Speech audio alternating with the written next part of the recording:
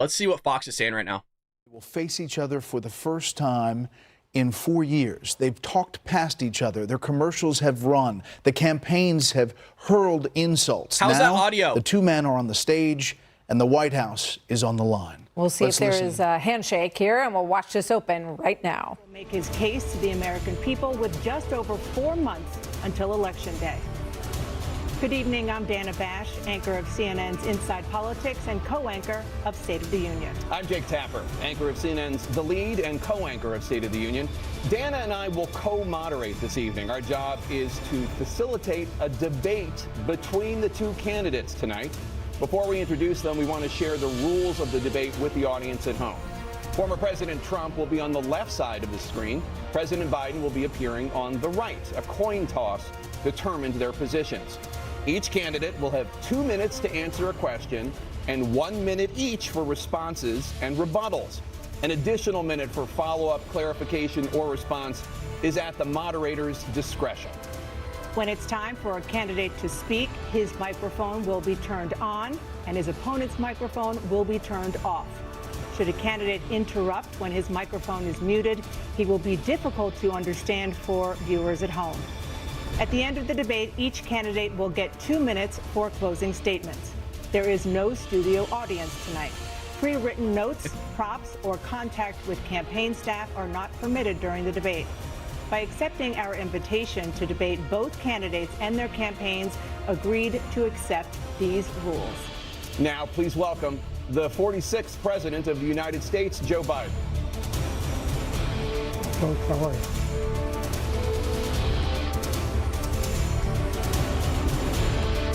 Great to be here. Thank you. And please welcome the 45th President of the United States, Donald Trump.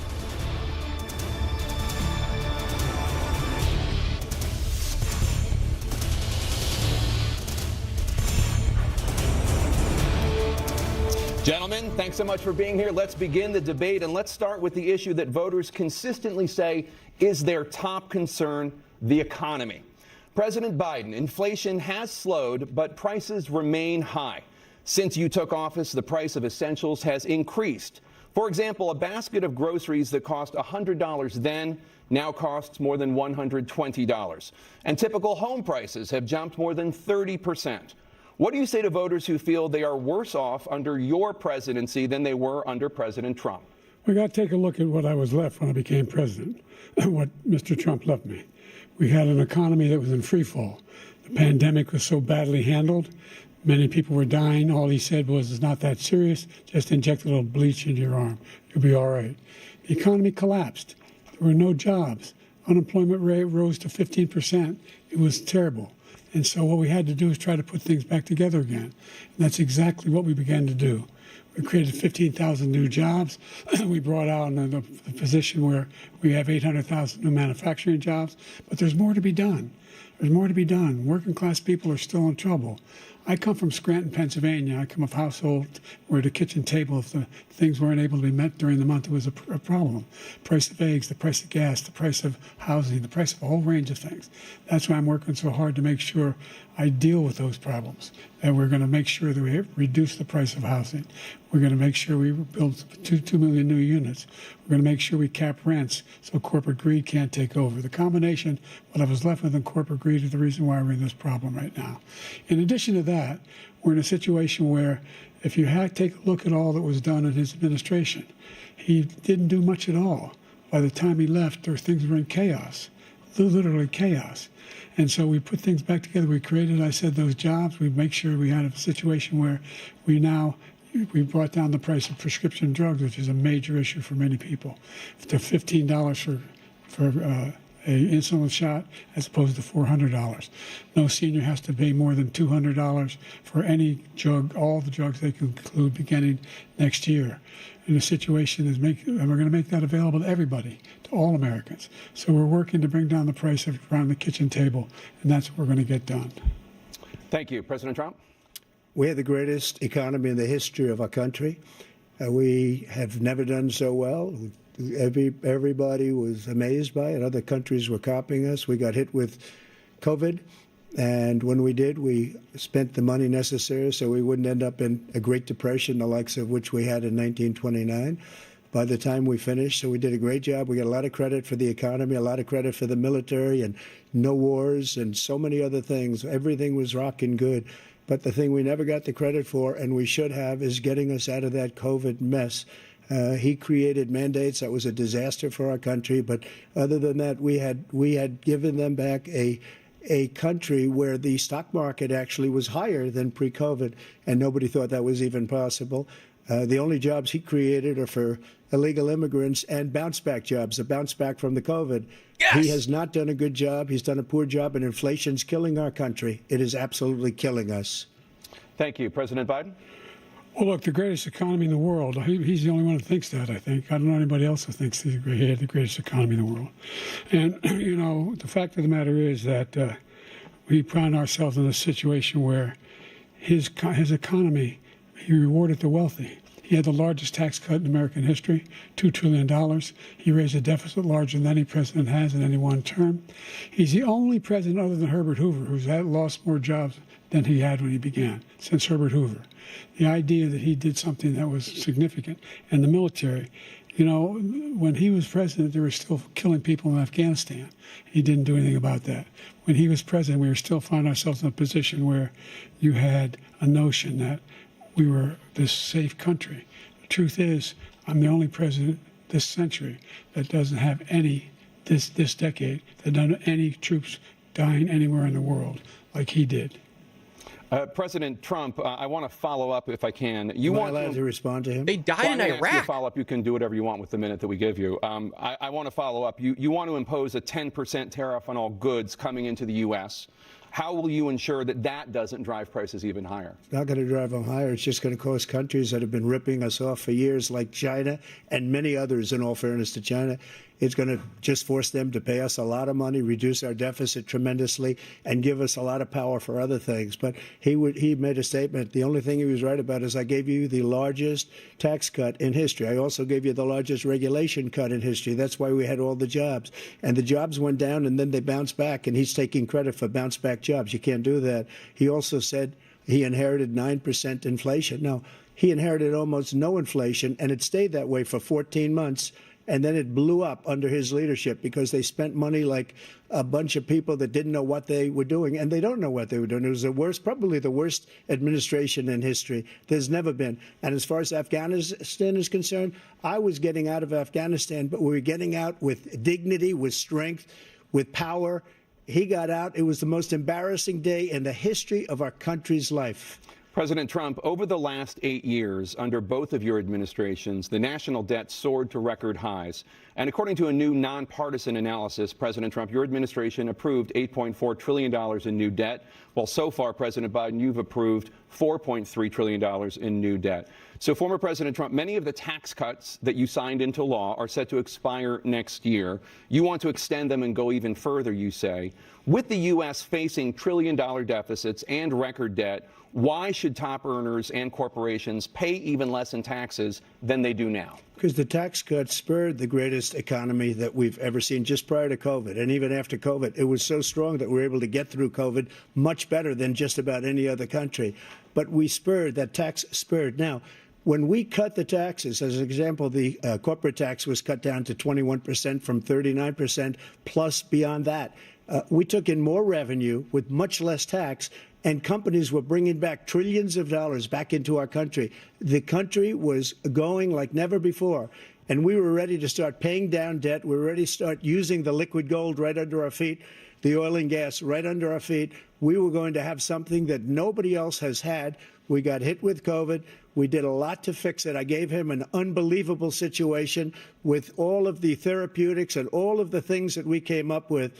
We gave him something great. Remember, more people died under his administration, even though we had largely fixed it. More people died under his administration than our administration, and we were right in the middle of it, something which a lot of people don't like to talk about. But he had far more people dying in his administration. He did the mandate, which is a disaster, mandating it. The vaccine went out. He did a mandate on the vaccine, which is the thing that people most objected to about the vaccine. And he did a very poor job, just a very poor job. And I will tell you, not only poor there, but throughout the entire world, we're no longer respected as a country. They don't respect our leadership. They don't respect the United States anymore. We're like a third world nation between weaponization of his election, trying to go after his political opponent, all of the things he's done. We've become like a third world nation, and it's a shame. The damage he's done to our country, and I'd love to ask him, and will, why he allowed millions of people to come in here from prisons, jails, and mental institutions to come into our country and destroy our country. President Trump, we will get to immigration later in this block. President Biden, I want to give you an opportunity to respond to this question about the national debt. He had the largest national debt of any president in a 4-year period, number one. Number two, that $2 trillion tax cut benefited the very wealthy. What I'm going to do is fix the tax system. For example, we have 1,000 trillionaires in America. Billionaires in America. And what's happening? They're in a situation where they, in fact, pay 8.2% in taxes. If they just paid 24%, 25%, either one of those numbers, they'd raise $500 billion, I should say, in a 10-year period. We'd be able to wipe out his debt. We'd be able to help make sure that all those things we need to do, childcare, elder care, making sure that we continue to strengthen our healthcare system, making sure that we're able to make every single solitary person eligible for what I've been able to do with the with the COVID. With dealing with everything we have to do with. Look, if we finally beat Medicare. Thank you, President Biden. President Trump? Well, he's right. He did beat Medicare. He beat it to death, and he's destroying Medicare because all of these people are coming in. They're putting them on Medicare. They're putting them on Social Security. They're going to destroy Social Security. This man is going to single-handedly destroy Social Security. These millions and millions of people coming in, they're trying to put them on Social Security. He will wipe out Social Security. He will wipe out Medicare. So he was right in the way he finished that sentence. And it's a shame. What's happened to our country in the last 4 years is not to be believed. Foreign countries, I'm friends with a lot of people, they cannot believe what happened to the United States of America. We're no longer respected. They don't like us. We give them everything they want, and they think we're stupid. They think we're very stupid people. What we're doing for other countries, and they do nothing for us. What this man has done is absolutely criminal. Thank you, President Trump. Dana? This is the first presidential election since the Supreme Court overturned Roe v. Wade. This morning, the court ruled on yet another abortion case, temporarily allowing emergency abortions to continue in Idaho, despite that state's restrictive ban. Former President Trump, you take credit for the decision to overturn Roe v. Wade, which returned the issue of abortion to the states. Correct. However, the federal government still plays a role in whether or not women have access to abortion pills. They're used in about 2/3 of all abortions. As president, would you block abortion medication? First of all, the Supreme Court just approved the abortion pill, and I agree with their decision to have done that, and I will not block it. And if you look at this whole question that you're asking, complex but not really complex. 51 years ago, you had Roe v. Wade, and everybody wanted to get it back to the states. Everybody, without exception. Democrats, Republicans, liberals, conservatives. Everybody wanted it back. Religious leaders. And what I did is I put 3 great Supreme Court justices on the court, and they happened to vote in favor of killing Roe v. Wade and moving it back to the states. This is something that everybody wanted. Now, 10 years ago or so, they started talking about how many weeks and how many this, getting into other things. But every legal scholar throughout the world, the most respected, wanted it brought back to the states. I did that. Now the states are working it out. If you look at Ohio, it was a decision that was an end result that was a little bit more liberal than you would have thought. Kansas, I would say the same thing. Texas is different. Florida is different. But they're all making their own decisions right now. And right now, the states control it. That's the vote of the people. Like Ronald Reagan, I believe in the exceptions. I am a person that believes. And frankly, I think it's important to believe in the exceptions. Some people, you have to follow your heart. Some people don't believe in that. But I believe in the exceptions for rape, incest, and the life of the mother. I think it's very important. Some people don't. Follow your heart. But You have to get elected also, and because that has to do with other things. You got to get elected. The problem they have is they're radical because they will take the life of a child in the 8th month, the 9th month, and even after birth. After birth, if you look at the former governor of Virginia, he was willing to do this. He said, we'll put the baby aside and we'll determine what we do with the baby, meaning we'll kill the baby. What happened is we brought it back to the states, and the country is now coming together on this issue. It's been a great thing. Thank you. President Biden? It's been a terrible thing, what you've done. The fact is that the vast majority of constitutional scholars supported Roe when it was decided, supported Roe. And that's this idea that they're all against it is just ridiculous. And this is the guy who says the states should be able to have it. We're in a state where in 6 weeks, you don't even know whether you're pregnant or not, but you cannot see a doctor, and have him decide on what your circumstances are, whether you need help. The idea that states are able to do this is a little like saying we're going to turn civil rights back to the states, let each state have a different rule. Look, there's so many young women who have been, including a young woman who just was murdered, and he went to the funeral. The idea that she was murdered by an immigrant coming in, they talk about that. But here's the deal. There's a lot of young women who are being raped by their in-laws, by their spouses, brothers and sisters, it's just ridiculous, and they can do nothing about it. And they try to arrest them when they cross state lines. Thank you. There have been many young women this is murdered bad. by the same people he allows to come across our border. We have a border that's the most dangerous place anywhere in the world, considered the most dangerous place anywhere in the world. And he opened it up, and these killers are coming into our country, and they are raping and killing women. And it's a terrible thing. As far as the abortion is concerned, it is now back with the states. The states are voting. In many cases, it's frankly a very liberal decision. In many cases, it's the opposite. But they're voting, and it's bringing it back to the vote of the people, which is what everybody wanted, including the founders, if they knew about this issue, which, frankly, they didn't. But they would have, everybody wanted it brought back. Ronald Reagan wanted it brought back. He wasn't able to get it. Everybody wanted it brought back, and many presidents had tried to get it back. I was the one to do it. And again, this gives it the vote of the people, and that's where they wanted it. Every legal scholar wanted it that way. Staying on the topic of abortion, President Biden, 7 states, I'll let you do that. This is the same topic. 7 states have no legal restrictions on how far into a pregnancy a woman can obtain an abortion. Do you support any legal limits on how late a woman should be able to terminate a pregnancy? I supported Roe v. Wade, which had 3 trimesters. The first time is between the woman and the doctor. Second time is between the doctor and an extreme situation.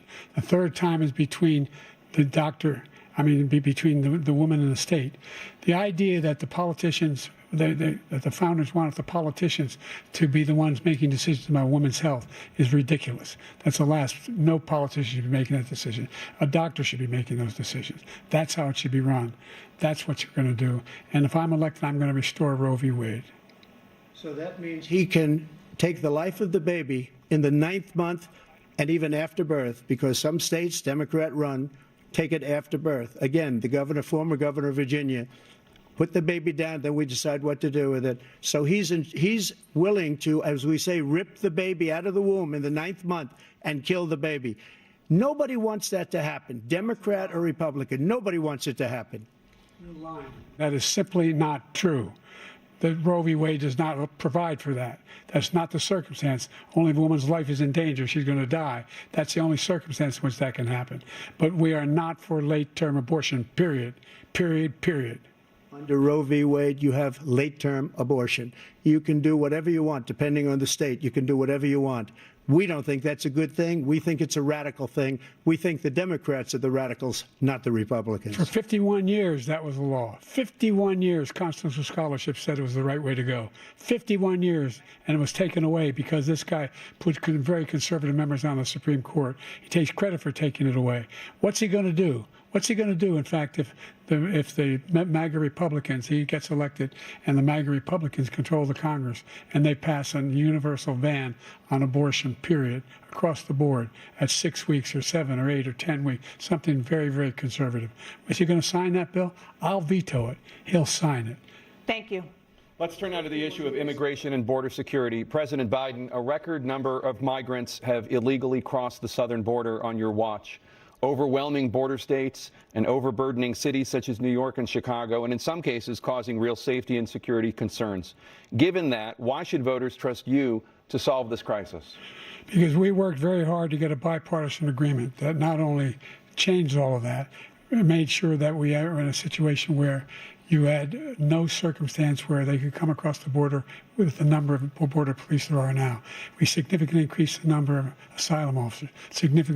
By the way, the Border Patrol endorsed my position.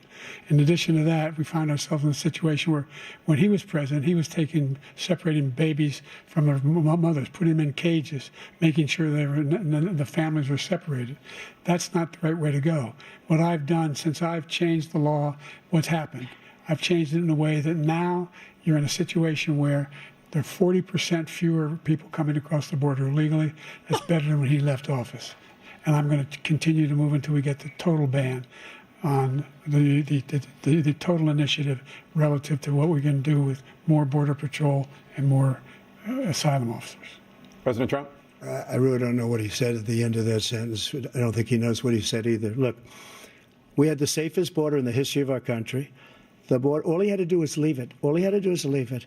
He decided to open up our border, open up our country to people that are from prisons, people that are from mental institutions, insane asylum, terrorists. We have the largest number of terrorists coming into our country right now, all terrorists, all over the world, not just in South America, all over the world. They come from the Middle East, everywhere. All over the world, they're pouring in. Boom. And this guy just left it open. And he didn't need legislation because I didn't have legislation. I said, close the border. We had the safest border in history. In that final couple of months of my presidency, we had, according to Border Patrol, who is great, and by the way, who endorsed me for president, but I won't say that, but they endorsed me for president.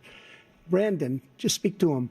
But look, we had the safest border in history. Now we have the worst border in history. There's never been anything like it. And people are dying all over the place, including the people that are coming up in Thank you, caravans. President Trump. President Biden? The only terrorist who's done anything crossing the border is one who came along and killed three, under his administration, killed an al-Qaeda person come in his administration, killed three American soldiers. That's the only terrorist that's there. I'm not saying that no terrorist ever got through, but the idea they're emptying their prisons, we're welcoming these people, that's simply not true. There's no data to support what he said. Once again, he's exaggerating, he's lying. President Trump, staying on the topic of immigration, you've said that you're going to carry out, quote, the largest domestic deportation operation in American history, unquote. Does that mean that you will deport every undocumented immigrant in America, including those who have jobs, including those whose spouses are citizens, and including those who have lived here for decades? And if so, how will you do it? Just 1 second. He said we killed 3 people.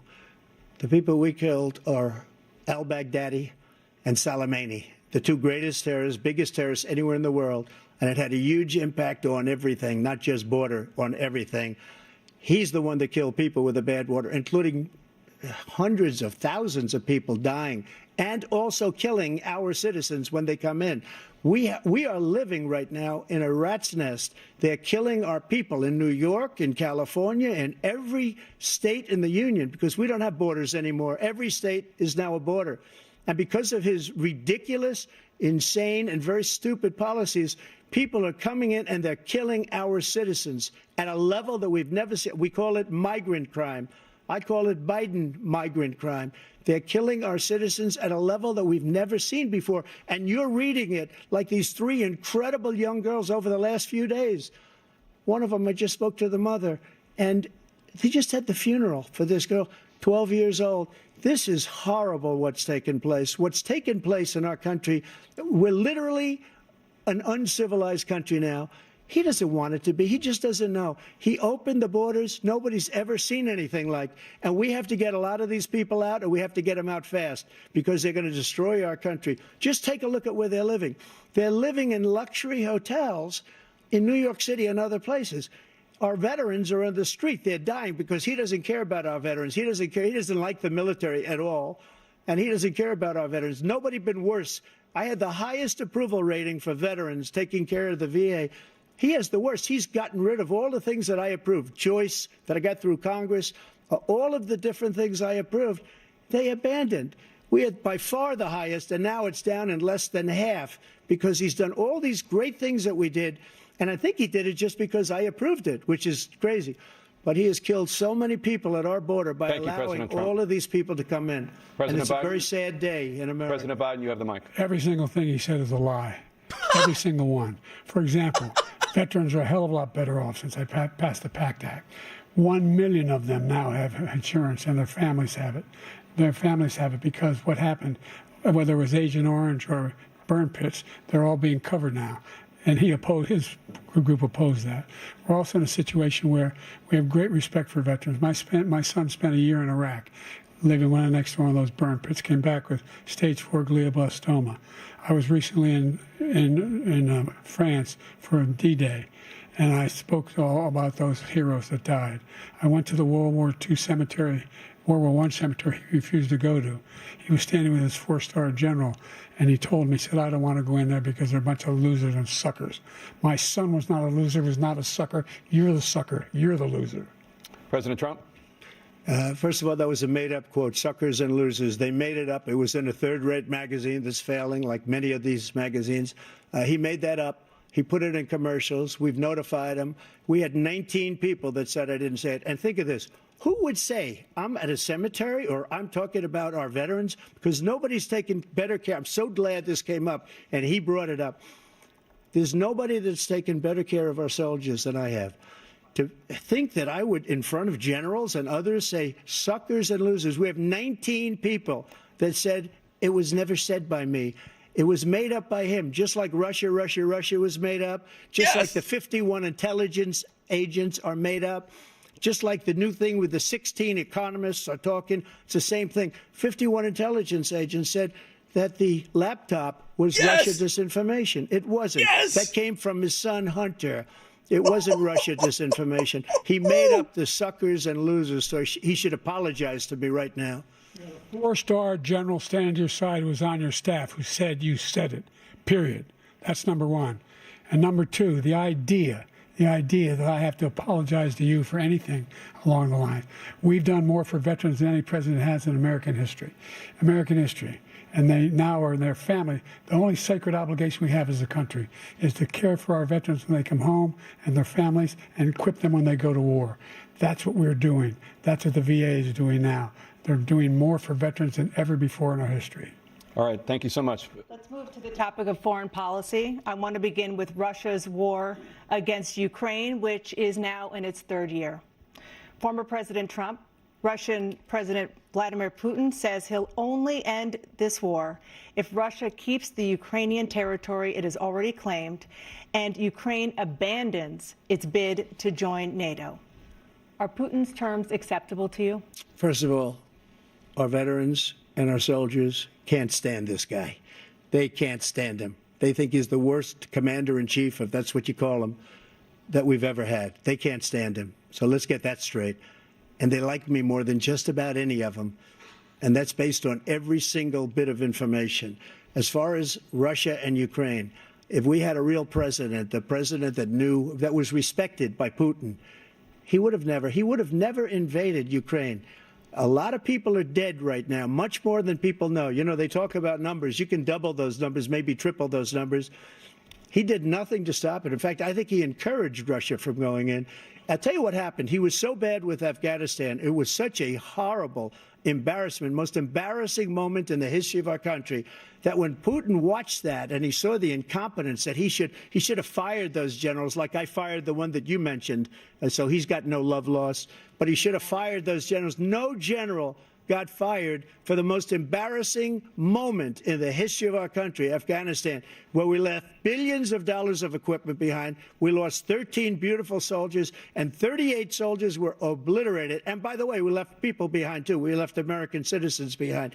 When Putin saw that, he said, you know what? I think we're going to go in and maybe take this was his dream. I talked to him about it, his dream. The difference is he never would have invaded Ukraine, never. Just like Israel would have never been invaded in a million years by Hamas. You know why? Because Iran was broke with me. I wouldn't let anybody do business with them. They ran out of money. They were broke. They had no money for Hamas. They had no money for anything, no money for terror. That's why you had no terror at all during my administration. This place, the whole world is blowing up under him. President Biden? I've never heard so much malarkey in my whole life. Look, the fact of the matter is that we're in a situation where, let's take the last point first. Iran attacked American troops, caused brain damage for a number of these troops, and he did nothing about it. Recently, not when he was president, they attacked. He said they're just having headaches. That's all it is. He didn't do a thing when the attack took place, number one. Number 2, we got over 100,000 Americans and others out of Afghanistan during that airlift. Number 3, we found ourselves in a situation where, if you take a look at what Trump did in Ukraine, this guy told Trump, do whatever you want, and do whatever you want. And that's exactly what Trump did to Putin, encourage him, do whatever you want. And he went in. And listen to what he said when he went in.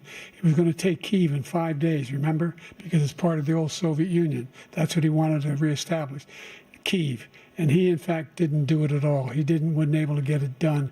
And they've lost thousands and thousands of troops, 500,000 troops.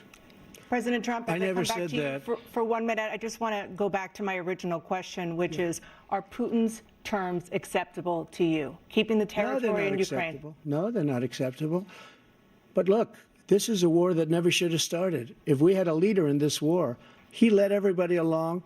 He's given $200 billion now or more to Ukraine. He's given $200 billion. That's a lot of money. I don't think there's ever been anything like it. Every time that Zelensky comes to this country, he walks away with $60 billion. He's the greatest salesman ever.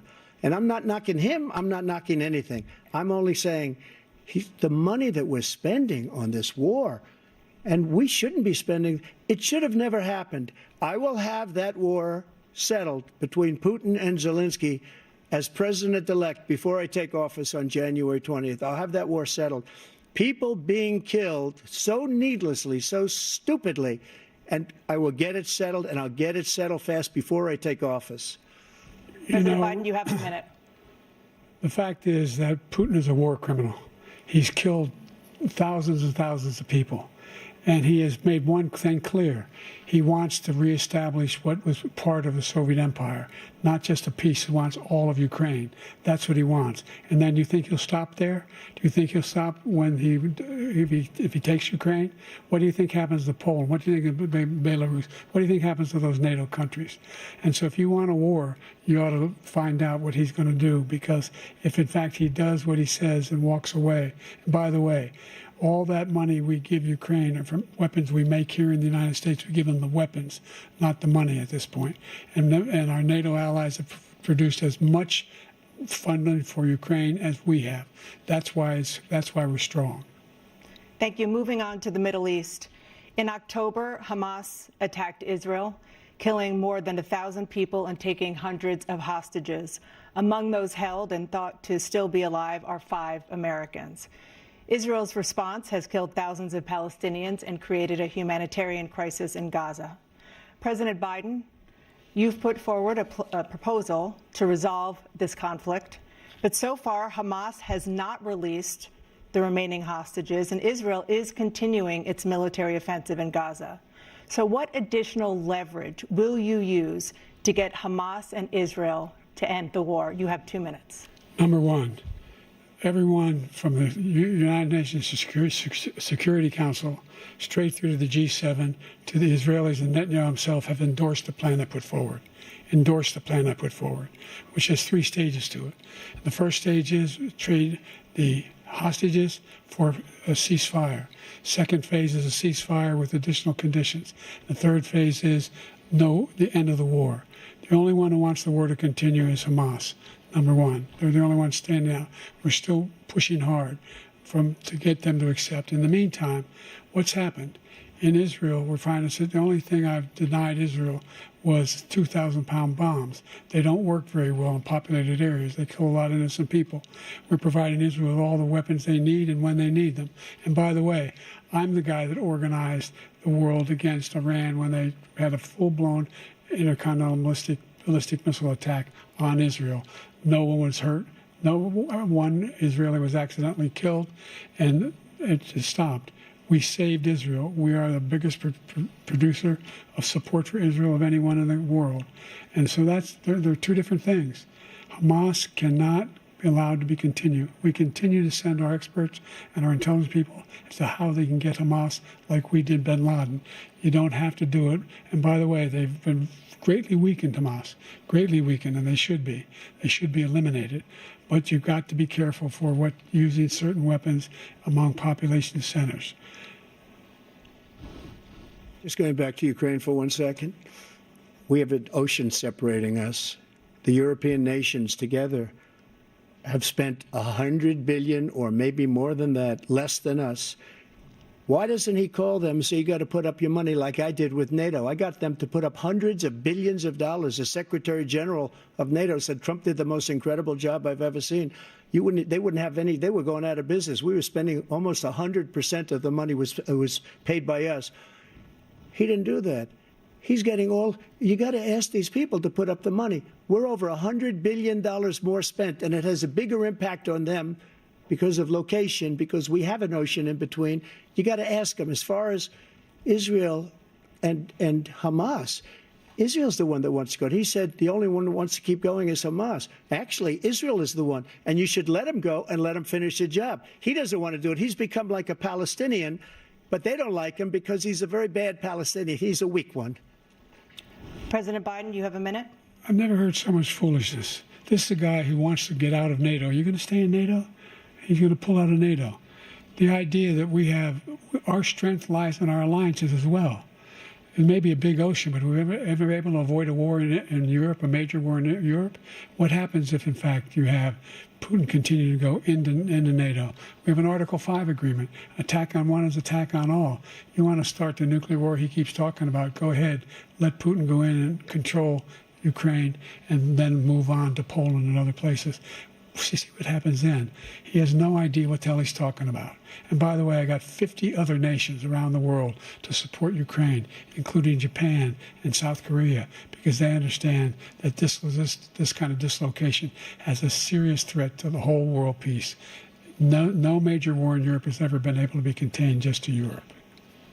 President Trump, just to follow up, would you support the creation of an independent Palestinian state in order to achieve peace in the region? I'd have to see, but before we do that, the problem we have is that we spend all the money. So they kill us on trade. I made great trade deals with the European nations because if you add them up, they're about the same size economically. Their economy is about the same size as the United States. And they were no cars, they don't want anything that we have, but we're supposed to take their cars, their food, their everything, their agriculture. I changed that. But the big thing I changed is they don't want to pay. And the only reason that he can play games with NATO is because I got them to put up hundreds of billions of dollars. I said, and he's right about this, I said, no, I'm not going to support NATO if you don't pay. They asked me that question, would you guard us against Russia at a very secret meeting of the 28 states at that time, nations at that time? And I said, no, if you don't pay, I won't do that. And you know what happened? Billions and billions of dollars came flowing in the next day and the next months. But now we're in the same position. We're paying everybody's bills. Let's turn to the issue of democracy. Former President Trump, I want to ask you about January 6, 2021. After you rallied your supporters that day, some of them stormed the Capitol to stop the constitutionally mandated counting of electoral votes. As president, you swore an oath to, quote, preserve, protect, and defend, unquote, the Constitution. What do you say to voters who believe that you violated that oath through your actions and inaction on January 6th and worry that you'll do it again? Well, I don't think too many believe that. And let me tell you about January 6th. On January 6th, we had a great border. Nobody coming through, very few. On January 6th, we were energy independent. On January 6th, we had the lowest taxes ever. We had the lowest regulations ever. On January 6th, we were respected all over the world. All over the world, we were respected. And then he comes in, and we're now laughed at. We're like a bunch of stupid people. What happened to the United States' reputation under this man's leadership is horrible, including weaponization, which I'm sure at some point you'll be talking about, where he goes after his political opponent because he can't beat him fair and square. You have 80 seconds left. My question was, what do you say to those voters who believe that you violated your constitutional oath through your actions and inaction on January 6, 2021, and worry that you'll do it again? Well, I didn't say that to anybody. I said peacefully and patriotically. And Nancy Pelosi, if you just watched the news from 2 days ago, on tape to her daughter, who's a documentary filmmaker, they say, but she's saying, oh, no, it's my responsibility. I was responsible for this. Because I offered her 10,000 soldiers or National Guard, and she turned them down. And the mayor in writing, by the way, the mayor in writing turned it down, the mayor of D.C. They turned it down. I offered 10,000 because I could see, I had virtually nothing to do. They asked me to go make a speech. I could see what was happening. Everybody was saying they're going to be there on January 6th. They're going to be there. And I said, you know what? There's a lot of people coming. You could feel it. You could feel it, too, and you could feel it. And I said, they ought to have some National Guard or whatever. And I offered it to her. And she now admits that she turned it down. And it was the same day she was, I don't know, she can't be very happy with her daughter because it made her into a liar. She said, I take full responsibility for January 6th. President Biden? Look, he encouraged those folks to go up on Capitol Hill, number one. I sat in the dining room off the Oval Office. He sat there for 3 hours watching, begging, being begged by his vice president and a number of his colleagues on the Republican side as well to do something, to call for a stop, to end it. Instead, they talked about these people being patriots and great patrons of America. In fact, he says he'll now forgive them for what they've done. They've been convicted. He says he wants to commute their sentences and say that no. But he went to every single court in the nation. I don't know how many cases, scores of cases, including the Supreme Court, and they said, no, this guy is responsible for doing what was done. He did do a damn thing, and these people should be in jail, and they should be the ones that are being held accountable. And he wants to let them all out. And now he says if he loses again, such a whiner that he is, that it could be a bloodbath. Thank you, President Biden. President Trump? What they've done to some people that are so innocent, you ought to be ashamed of yourself. What you have done, how you've destroyed the lives of so many people. When they ripped down Portland, when they ripped down many other cities, you go to Minnesota, Minneapolis, what they've done there, with the fires all over the city. If I didn't bring in the National Guard, that city would have been destroyed. When you look at all of they took over big chunks of Seattle. I was all set to bring in the National Guard. They heard that, they saw them coming, and they left immediately. What he said about this whole subject is so off. Peacefully patriotic. One other thing, the Unselect Committee, which is basically two horrible Republicans that are all gone now out of office, and Democrats, all Democrats, they destroyed and deleted all of the information they found because they found out we were right. We were right. And they deleted and destroyed all of the information. They should go to jail for that. If a Republican did that, they'd go to jail. Thank you, President Trump. President Biden, I want to give you a minute. The only person on this stage is a convicted felon is the man I'm looking at right now. And the fact of the matter is, what he's telling you is simply not true. The fact is that there was no effort on his part to stop what was going on up on Capitol Hill. And all those people, every one of those who were convicted, deserves to be convicted. The idea that they didn't kill somebody, just went in and broke down doors, broke the windows, occupied offices, turned over desks, turned them over statues. The idea that those people are patriots? Come on. When I asked him the first two debates we had, the debates we had first time around, I said, will you denounce the Proud Boys? He said, no, I'll tell them to stand by. The idea he's refusing, will you denounce these guys? Will you denounce the people we're talking about now? Will you denounce the people who attacked that Capitol? What are you going to do? I'm going to give you a minute, President Trump, for a follow-up question I have. After a jury convicted you of 34 felonies last month, you said if reelected, you would, quote, have every right to go after, unquote, your political opponents. You just talked about members of the Select Committee on January 6th going to jail. Your main political opponent is standing on stage with you tonight. Can you clarify exactly what it means about you feeling you have every right to go after your political opponents? Well, I said my retribution is going to be success. We're going to make this country successful again, because right now it's a failing nation. my retribution is going to be a success. But when he talks about a convicted felon, his son is a convicted felon at a very high level. His son is convicted, going to be convicted probably numerous other times. Should have been convicted before, but his Justice Department let the statute of limitations lapse on the most important things. But he could be a convicted felon as soon as he gets out of office. Joe could be a convicted felon with all of the things that he's done. He's done horrible things. All of the death caused at the border, telling the Ukrainian people that we're going to want $1 billion or you change the prosecutor. Otherwise, you're not getting $1 billion. If I ever said that, that's quid pro quo. That we're not going to do anything. We're not going to give you $1 billion unless you change your prosecutor having to do with the son. This man is a criminal. This man, you're lucky. You're lucky. I did nothing wrong. We'd have a system that was rigged and disgusting. I did nothing wrong. Thank you, President Trump. President Biden, you have said, I'm coming right to you, sir. You want to respond? Go ahead. I'll give you a minute to respond. The idea that I did anything wrong relative to what you're talking about is outrageous. It's simply a lie, number one. Number two, the idea that you have a right to seek retribution against any American just because you're president is wrong. It's simply wrong. No president's ever spoken like that before. No president in our history has spoken like that before. Number three, the crimes that you are still charged with, and think of all the civil penalties you have. How many billions of dollars do you owe in civil penalties for molesting a woman in public, for doing a whole range of things, of having sex with a porn star on the night while your wife was pregnant? I mean, what are you talking about? You have the morals of an alley cat. Give you a minute, sir. I didn't have sex with a porn star, number one.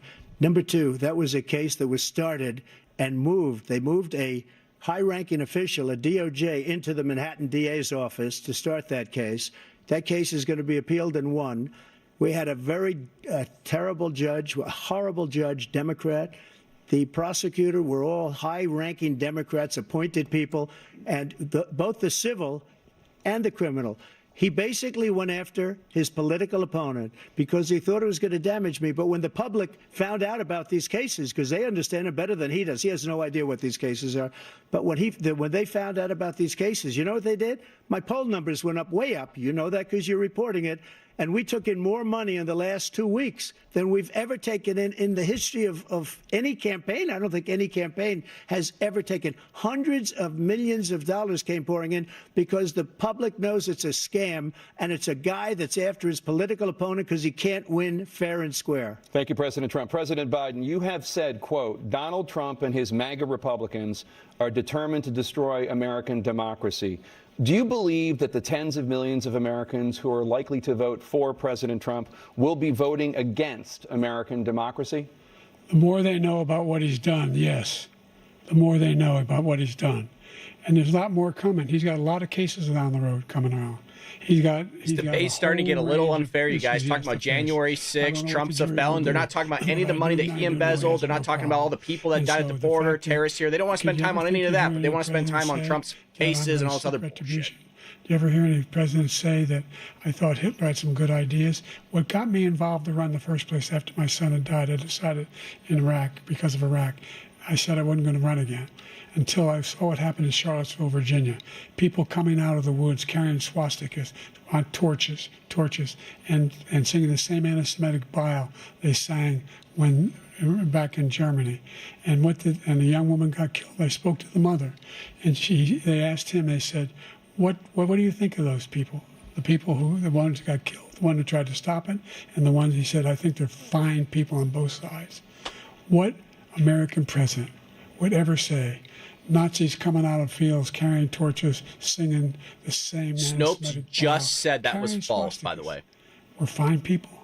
And this is a guy who says Hitler's done some good things. I'd like to know what they are. The good things Hitler's done, that's what he said. This guy has no sense of American democracy. President Trump.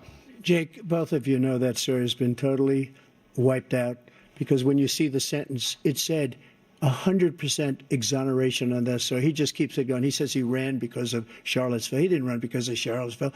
He ran because it was his last chance. He's not equipped to be president. You know it, and I know it. It's ridiculous. We have a debate. We're trying to justify his presidency. His presidency is, without question, the worst president, the worst presidency in the history of our country. We shouldn't be having a debate about it. There's nothing to debate. He made up the Charlottesville story, and you'll see it's debunked all over the place. Every reasonable anchor has debunked it. And just the other day, it came out where it was fully debunked.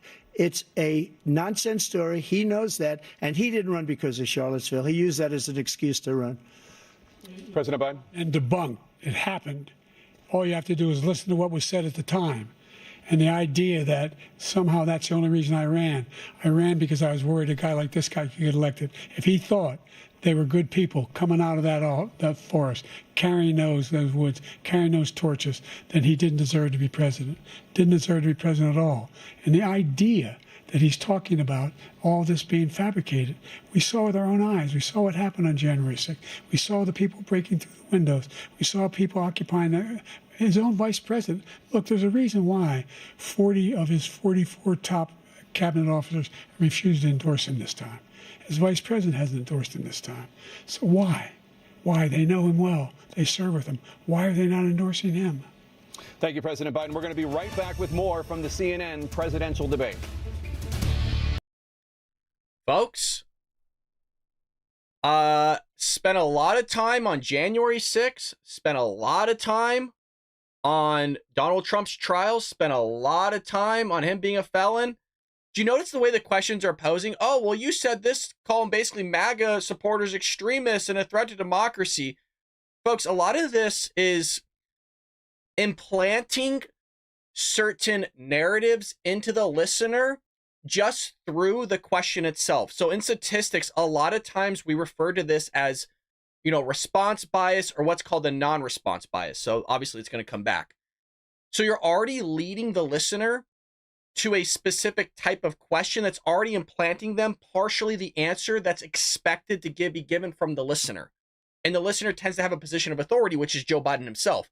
And that's what we're seeing here.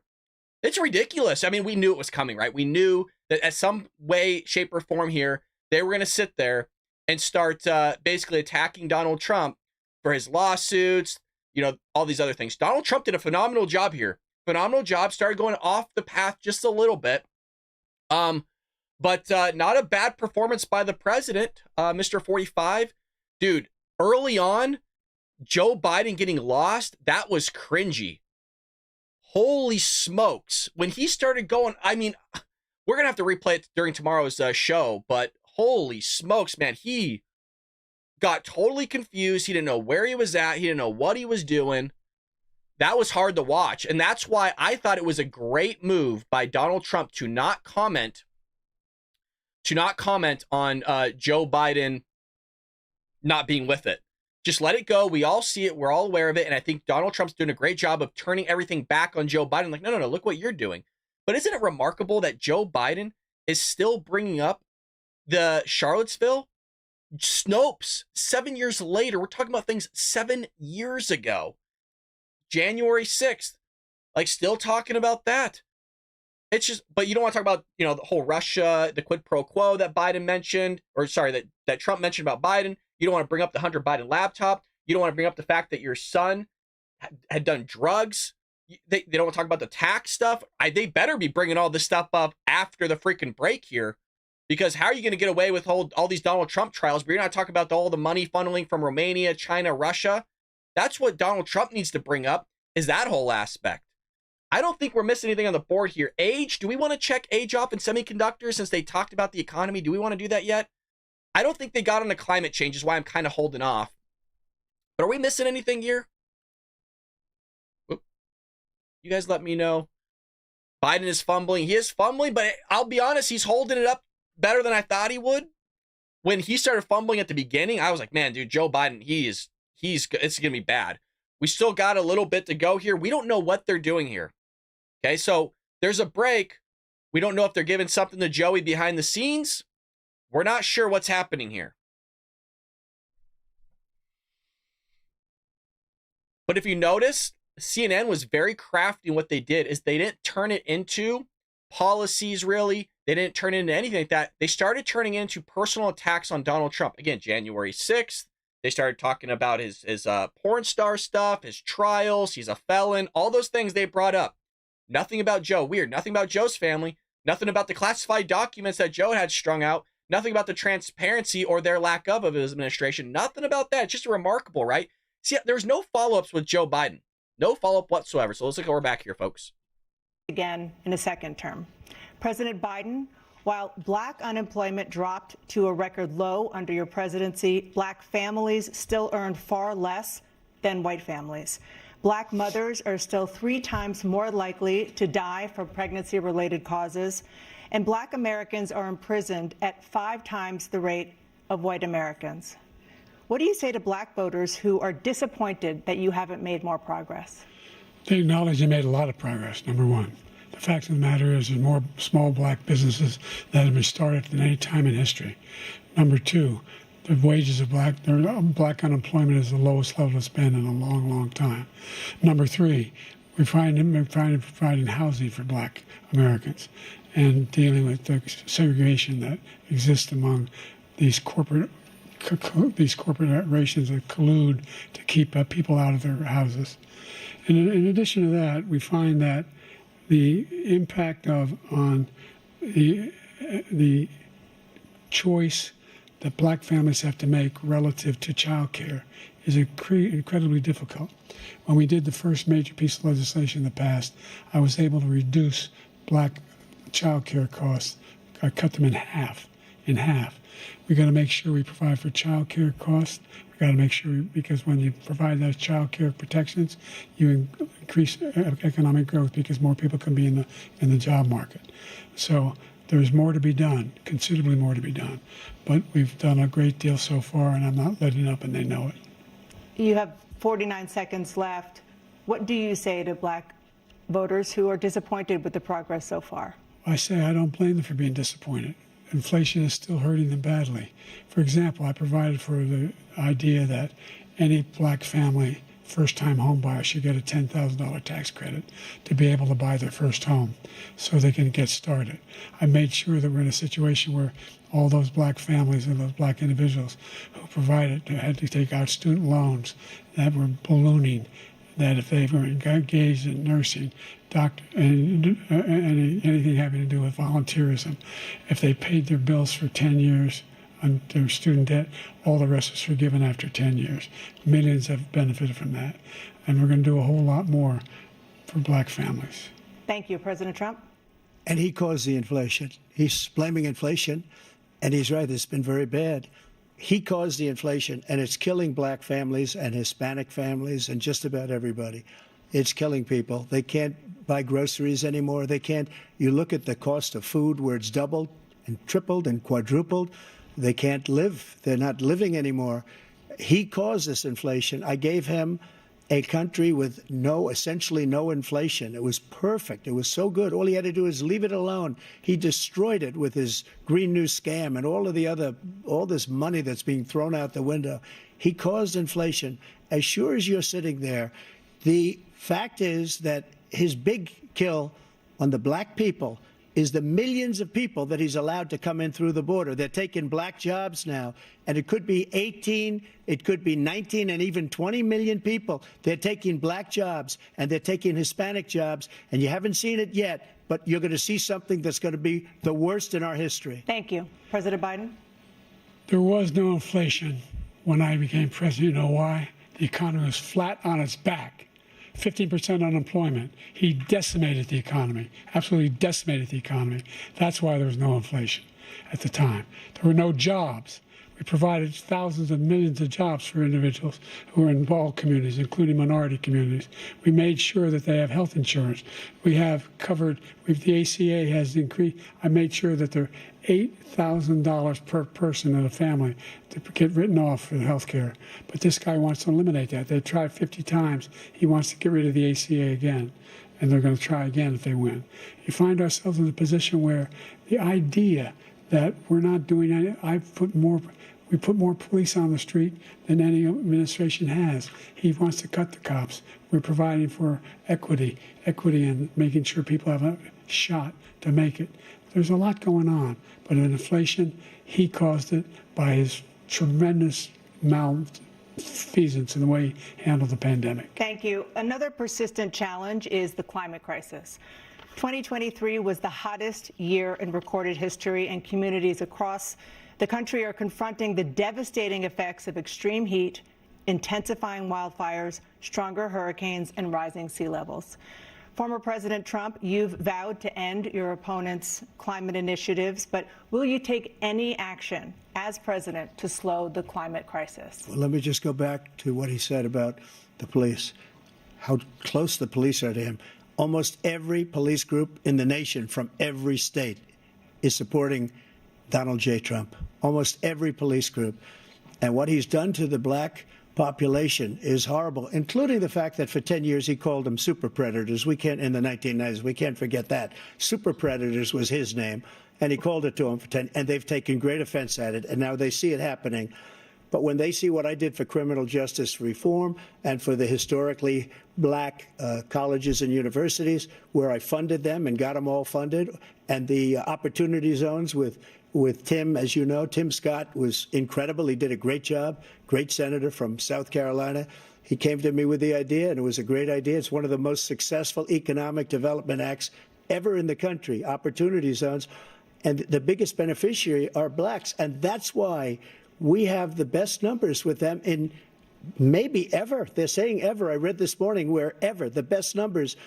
He's lost much of the black population because he's done a horrible job for black people. He's also done a horrible job for Hispanics. But wait till you see these millions of people pouring into our country, and they're going to take the jobs, and it's already started, and you haven't seen anything yet. It's a disaster. You've 38 seconds left. President Trump, will you take any action as president to slow the climate crisis? So I want absolutely immaculate clean water, and I want absolutely clean air, and we had it.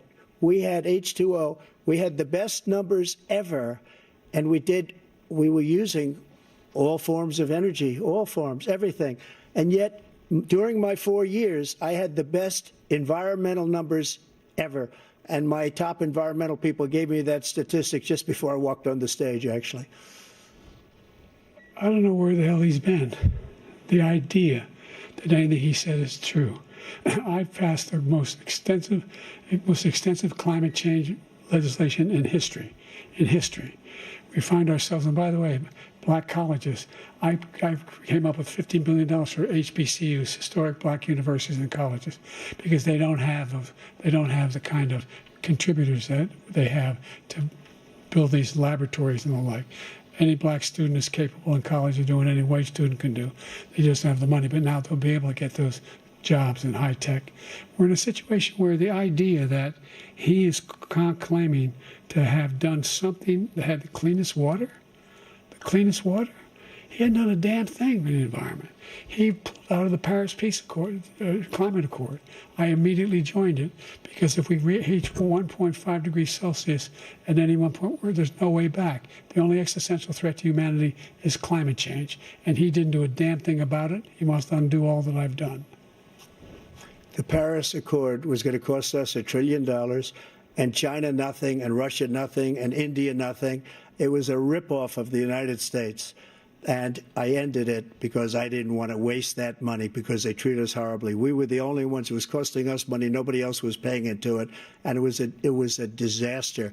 But everything that he said just now, I'll give you an example. I heard him say before insulin. I'm the one that got the insulin down for the seniors. I took care of the seniors. What he's doing is destroying all of our medical programs because the migrants coming in, they want everybody. And look, I have the biggest heart on the stage. I guarantee you that. And I want to take care of people. But we're destroying our country. They're taking over our schools, our hospitals, and they're going to be taking over Social Security. He is destroying Social Security, Medicare, and Medicaid. The idea is that we, in fact, we were the only ones of consequence who were not members of the Paris Accord. How can we do anything if we're not able to, the United States can't get its pollution under control? One of the largest polluters in the world, number one. We're making significant progress. By 2035, we will have cut pollution in half. We have made significant progress, and we're continuing to make progress. We set up a climate corps for thousands of young people to learn how to deal with climate, just like the Peace Corps. And we're going to we're moving in directions that are going to significantly change the elements of cause of pollution. But the idea that he claims that he has the biggest heart up here and he's really concerned about pollution and about climate, I've not seen any indication of that. And by the way, with regard to prescription drugs, one company agreed that they would reduce the price to $35, which I was calling for, one, voluntarily. I made sure every company in the world, every pharmaceutical company, cannot have to pay. Thank you. And by the way, so every day, millions of Americans struggle just to make ends meet. For many older Americans, Social Security provides a critical lifeline. President Biden, if nothing is done to Social Security, seniors will see their benefits cut in just over 10 years. Will you name tonight one specific step that you're willing to take to keep Social Security solvent? yes, make the very wealthy begin to pay their fair share. Right now, everybody making under $170,000 pays 6% of their income, of their paycheck, every single time they get a paycheck from the time of the first one they get when they're 18 years old. The idea that they're going to, I've been proposing that everybody, the millionaires pay 1%. 1%. So no one I would not raise the cost of Social Security for anybody under $400,000. After that, I began to make the wealthy begin to pay their fair share by increasing from 1% beyond to be able to guarantee the program for life. So you still have 82 seconds left. Are there any other measures that you think that would be able to help keep Social Security solvent, or is that one enough? Well, no, that one enough will keep it solvent. But the biggest thing I'll do if we defeat this man, because he wants to get rid of Social Security. He thinks there's plenty to cut in Social Security. He's wanting to cut Social Security and Medicare, both times. And and if you look at the program put forward by the House Republican caucus that I believe supports, is in fact want to cut it as well. The idea that we don't need to protect our seniors is ridiculous. And by the way, the American public has greater health care coverage today than ever before. And on the ACA, as I said, you're in a circumstance where 400,000 people, 40 million people would not have insurance because they have a pre-existing condition. Only thing that allows them to have that insurance is the fact that they, in fact, are part of the ACA. And by the way, the other thing is, we're in a situation where we talk about education for black communities. I've raised the amount of money for Pell Grants by another $8,000. So anybody making under $70,000 a year is going to be able to get $15,000 toward their tuition. He just doesn't know what he's talking about. Thank you, President Biden. President Trump. So I've dealt with politicians all my life. I've been on this side of the equation for the last 8 years. I've never seen anybody lie like this guy. He lies. I've never seen it. He could look you in the face about so many other things, too. And we mentioned the laptop. We mentioned Russia, Ukraine. Everything he does is a lie. It's misinformation and disinformation. The losers and suckers story that he made up is a total lie on the military. It's a disgrace.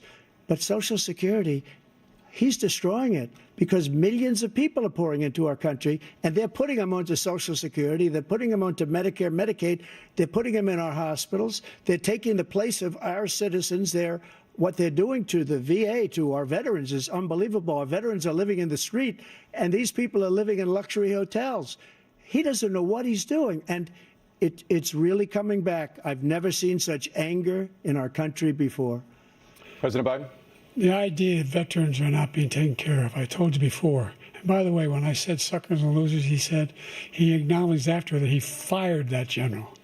That general got fired because he's the one that acknowledged that that's what he said. He was the one standing with Trump when he said it, number one. Number two, he was a the liar, idea Joe. that we're going to be in a situation where all these millions and millions, the way he talks about it, illegal aliens are coming into the country and taking away our jobs. There's a reason why we have the fastest growing economy in the world, the reason why we have the most successful economy in the world. We're doing better than any other nation in the world. And by the way, those 15 Nobel laureates he talked about being phony, those 15 Nobel laureates, economists, they all said that if Trump is reelected, we're likely to have a recession and inflation is going to increasingly go up. And by the way, worst president in history, 159 presidential scholars voted him the worst president in the history of the United States of America. President Biden, thank you so much. Let's turn to the cost of child care, which many American families struggle to afford. President Trump, both you and President Biden have tried to address this issue, but the average cost of child care in this country has risen to more than $11,000 a year per child. For many families, the cost of child care for 2 children is more than their rent. In your second term, what would you do to make child care more affordable? Just to go back, the general got fired because he was no good.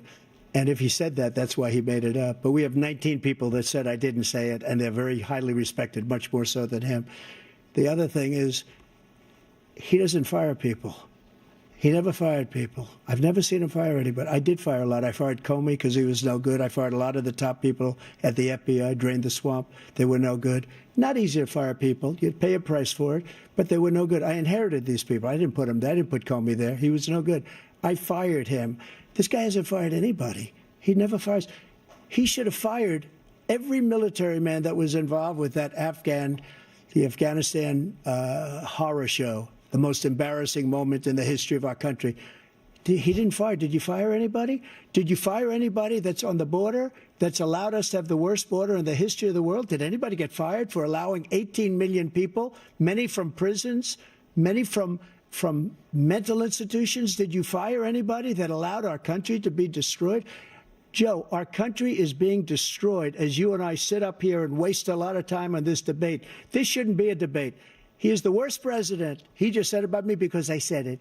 But look, he's the worst president in the history of our country. He's destroyed our country. Now all of a sudden he's trying to get a little tough on the border. He came out with a nothing deal, and it reduced it a little bit, like this much. It's insignificant.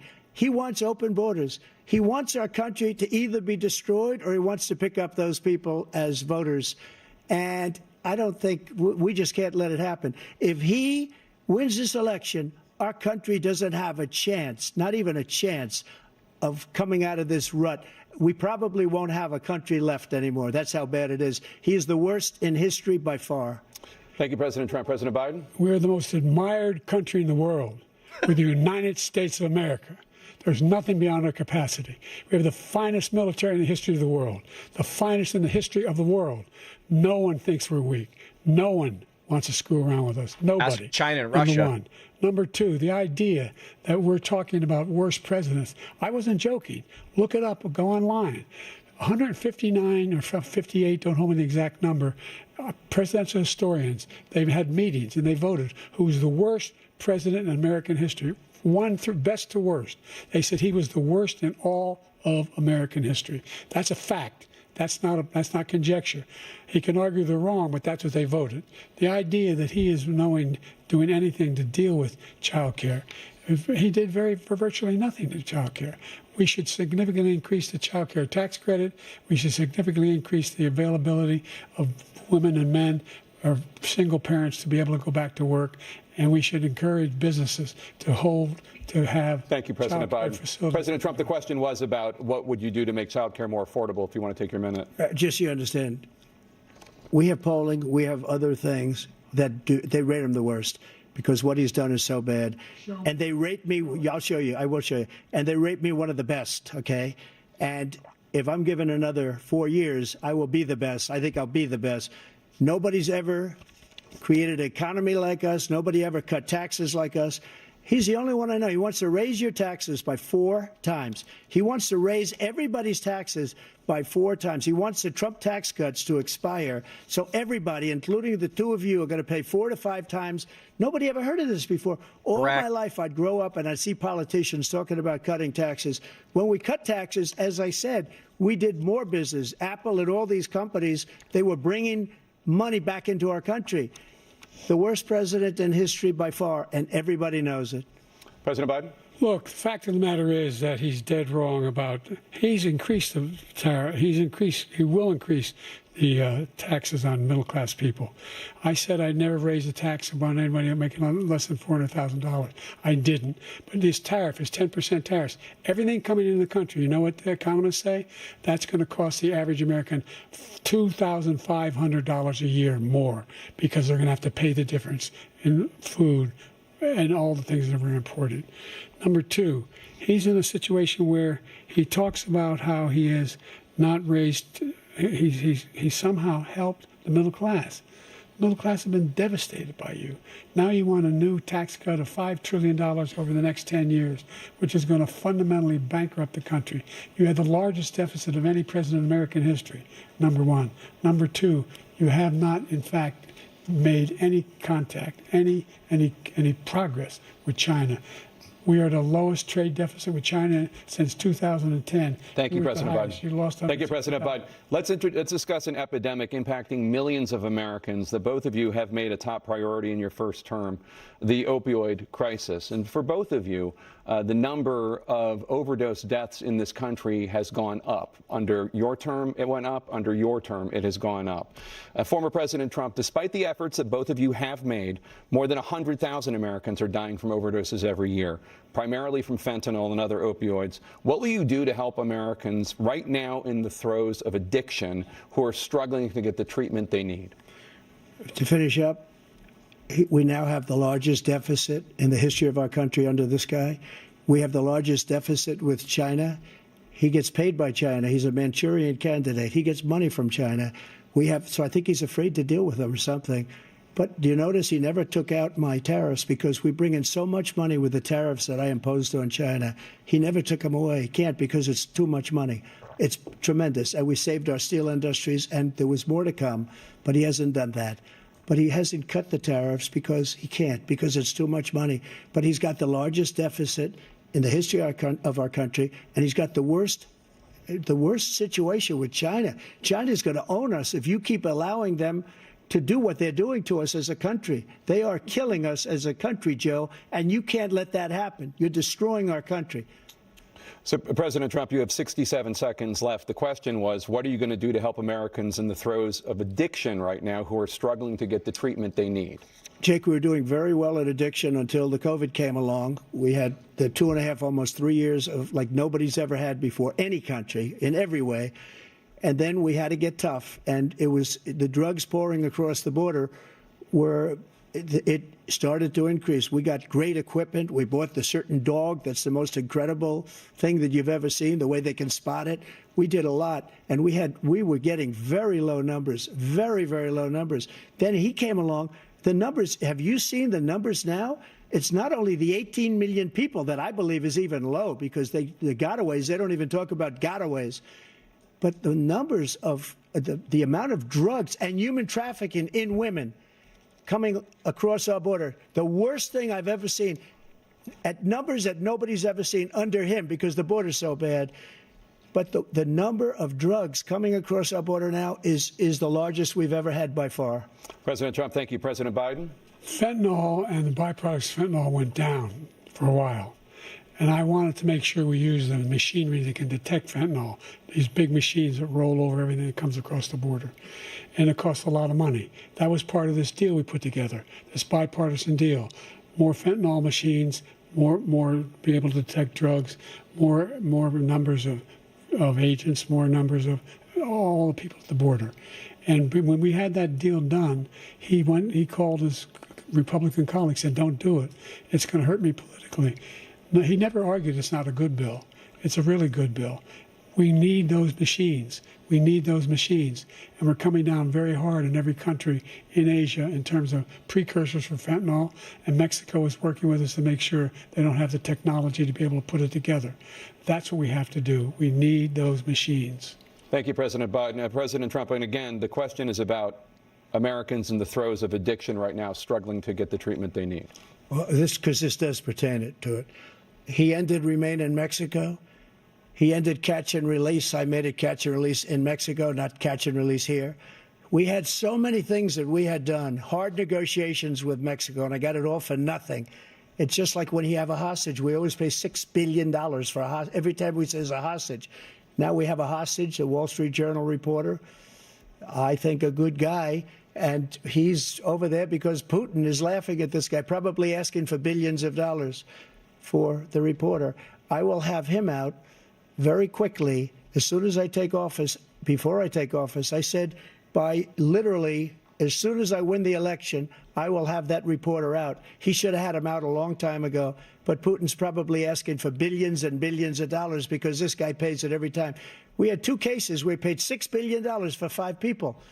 I got 58 people out, and I paid essentially nothing. Thank you, President Trump. Dana? Let's turn to concerns that voters have about each of you. President Biden, you would be 86 at the end of your second term. How do you address concerns about your capability to handle the toughest job in the world well into your 80s?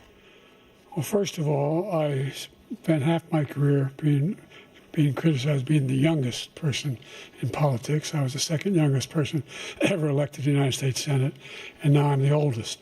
This guy's 3 years younger and a lot less competent. I think that just look at the record. Look at what I've done. Look how I've turned around the horrible situation he left me. As I said, 15 million new jobs, 800,000 manufacturing jobs, more investment in America, over billions of dollars in private investment in enterprises that we are growing. By the way, we brought an awful lot of people. The whole idea of computer chips, we used to have 40% of the market.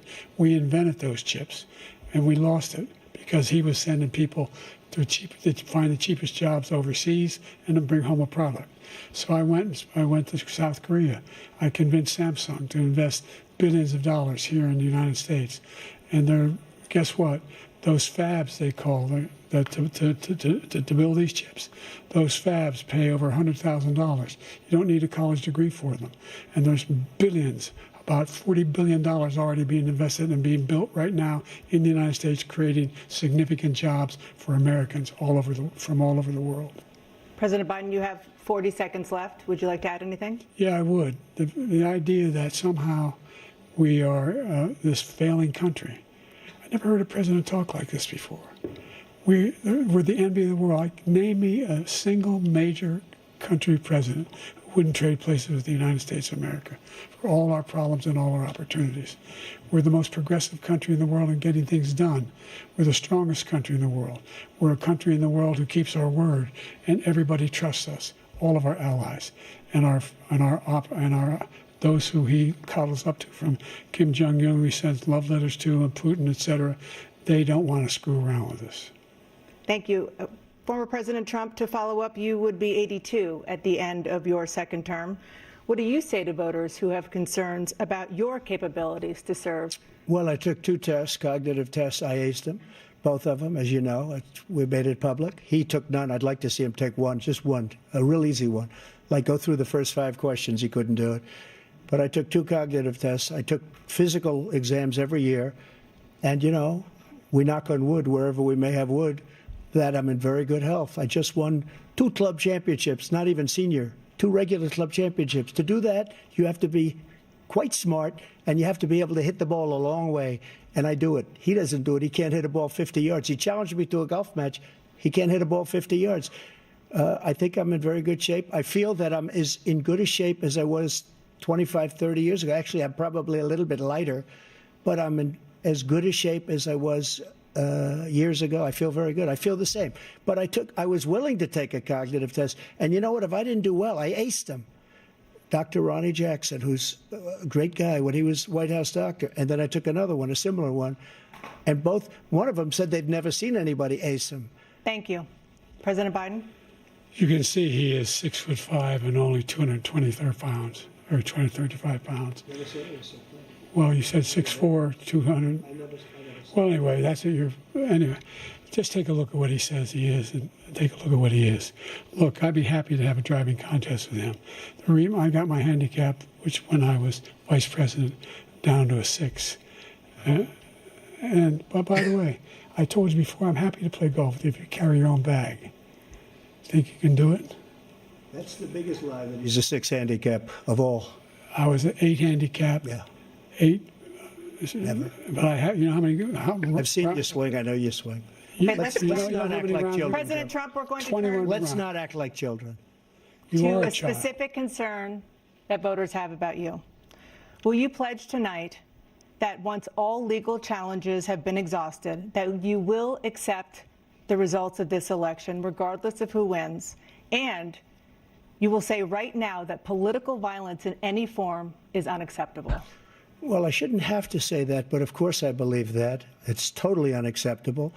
And if you would see my statements that I made on Twitter at the time, and also my statement that I made in the Rose Garden, you would say it's one of the strongest statements you've ever seen. In addition to the speech I made in front of, I believe, the largest crowd I've ever spoken to, and I will tell you, nobody ever talks about that. They talk about a relatively small number of people that went to the Capitol, and in many cases were ushered in by the police.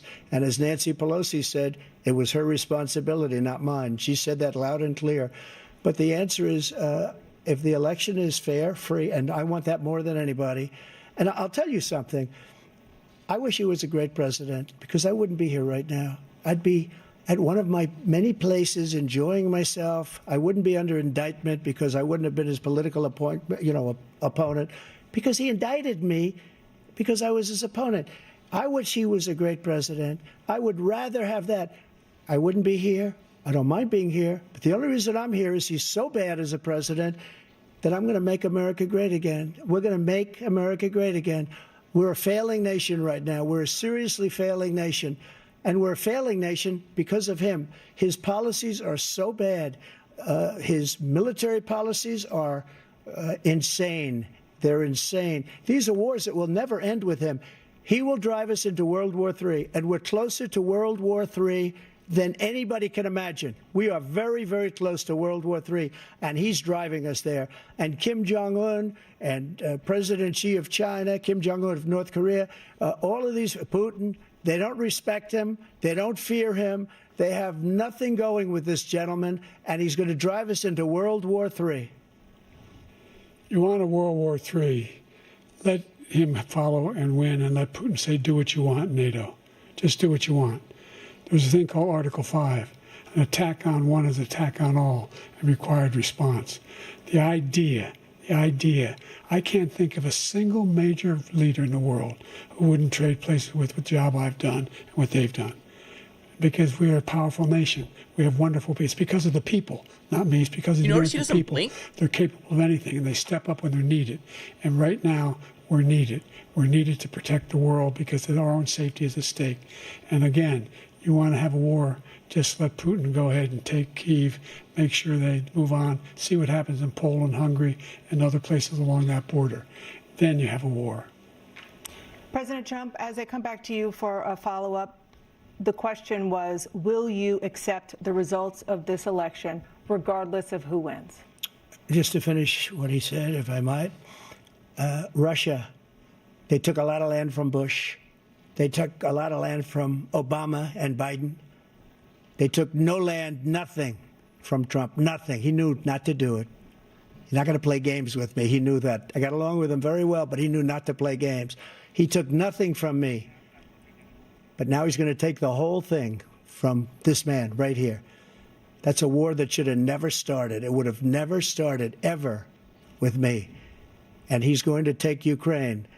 And, you know, you asked me a question before, would you do this? He's got us in such a bad position right now with Ukraine and Russia, because Ukraine's not winning that war.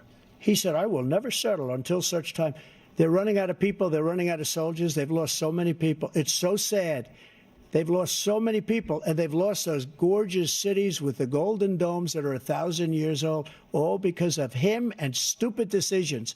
Russia would have never attacked if I were president. President Trump, the question was, will you accept the results of the election, regardless of who wins? Yes or no, please. If it's a fair and legal and good election, absolutely. I would have much rather accepted these. But the fraud and everything else was ridiculous. And if you want, we'll have a news conference on it in a week, or we'll have another one of these in a week. But I will absolutely, there's nothing I'd rather do. It would be much easier for me to do that than I'm running again. I wasn't really going to run until I saw the horrible job he did. He's destroying our country. I would be very happy to be someplace else, in a nice location someplace. And again, no indictments, no political opponent stuff, because it's the only way he thinks he can win. But unfortunately, it's driven up my numbers and driven them up to a very high level because the people understand it. Well, let's see what your numbers are when this election is over. Let's see. You're a whiner. When you lost the first time, You continued, you appealed and appealed to courts all across the country. Not one single court in America said any of your claims had any merit, state or local, none. But you continue to provoke this lie about somehow there's all this misrepresentation, all this stealing. There is no evidence of that at all. And I tell you what, I doubt whether you'll accept it because you're such a whiner. The idea if you lose again, you accepting anything, you can't stand the loss. Something snapped in you when you lost the last time. We'll be right back with more from the CNN presidential debate, live from Georgia.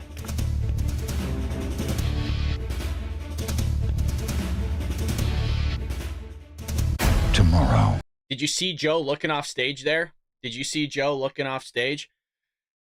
It's just remarkable again how this guy somehow goes, we're at an hour and a half now, and he can't get through a 5-minute speech. Do you see how bug-eyed his eyes are and that he's not blinking for long periods of time? Yeah, this guy's on something, man, for sure. Like, at least for me, I don't have any evidence, obviously, to prove this, but I do think this guy's on something. Do you guys notice that CNN keeps kind of prying as if we wouldn't recognize what they're doing here? Again, calling back to the Trump trial. Oh, you know, Trump, you did this. Oh, would you call for nonviolence? Like as if he's ever called for that in the first place. You notice that there's never any questions posed to Joe that are like that? Have you guys noticed that? Everything negative has been portrayed towards Donald Trump, and things that are kind of slightly even positive are going towards like Joe Biden. Have you noticed that there hasn't been a negative thing thrown at Joe? Why did you sit there and lie about the Hunter Biden laptop? Hey, Joe, why are you sitting there taking money from Romania, China, and Russia? Hey, Joe, why did you sell our oil reserves to the same province of China that Hunter Biden, your son, had business dealings in?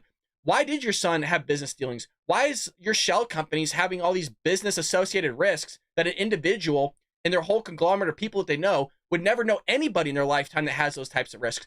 Hey, Joe, why'd you have classified documents in your Corvette? Hey, Joe, why did you have all this? Like, did you notice there's no questions being proposed to Joe Biden about all those things? It's really a remarkable thing, is it not?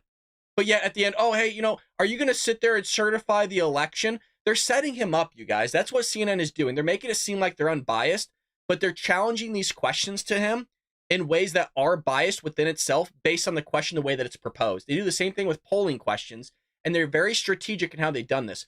Furthermore, I would like to point out, Donald Trump is doing amazing for a guy that's done nothing but rallies. He's been in a courtroom. He hasn't done any debate prep. Joe Biden left the White House for a week with 16 advisors to help him out with this one debate. So look how Donald Trump's performance is with no prep, no debate, no training, not taking a break. Joe Biden took a week just to give this type of performance of him not recalling things, getting lost at times, lying. Like the dude is lying about things that his own media, like Snopes, said was false and fake. Talk about fake news. And you got CNN here rubbing the shoulders of Joe Biden left and right. A lot of you guys are saying there's something in his ear. You guys saying that? I see that in there. I've seen a lot of people comment that there's something in Joey's ear. You might be right. I wouldn't look at. Hey, I wouldn't look past it. But his eyes going like this constantly. I'll tell you what. I'll bring back America. This guy don't know what he's doing. I drove 18-wheelers. I worked for the Girl Scouts. It's like, this guy, man. Anyone else notice Biden does that creepy half smile? Yeah, I noticed that too. Wonder if he will call his VP tonight. You know, I think Shib, if he was losing the debate, I think it would be a good tactic at the end because a lot of people will run with that news. But I don't think it's a good time for him to announce. He's doing a great job. Trump is really holding together. He's not doing too many personal attacks on Joe Biden, which is great for Donald Trump. I think what he's doing right now is an okay job. For Trump, this is good. Here we go. We're back. And with you, President Biden, you have 2 minutes. We've made significant progress from the debacle that was left by President Trump in his last term. We find ourselves in a situation where, number one, we have to make sure that we have a fair tax system. I ask anyone out there in the audience or anyone out watching this debate, do you think the tax system is fair? The fact is that I said Nobody even making under $400,000 had a single penny increase in their taxes. And That's a lie. And if I'm reelected, that'll be the case again. But this guy has increased your taxes because of the deficit, number one. He's increased inflation because of the debacle he left after the way he handled the pandemic. And he finds himself in a position where he now wants to tax you more by putting a 10% tariff on everything that comes into the United States of America. What I did, when, for example, he wants to get rid of the ability of Medicare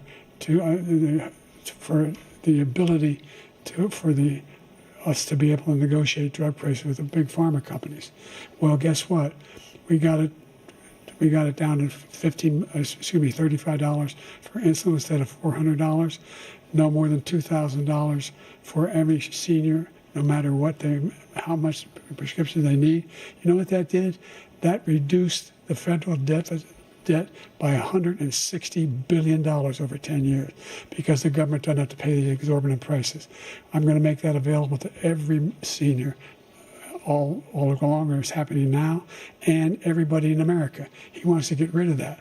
I'm going to make sure that we have childcare. We're going to significantly increase the credits people have for childcare.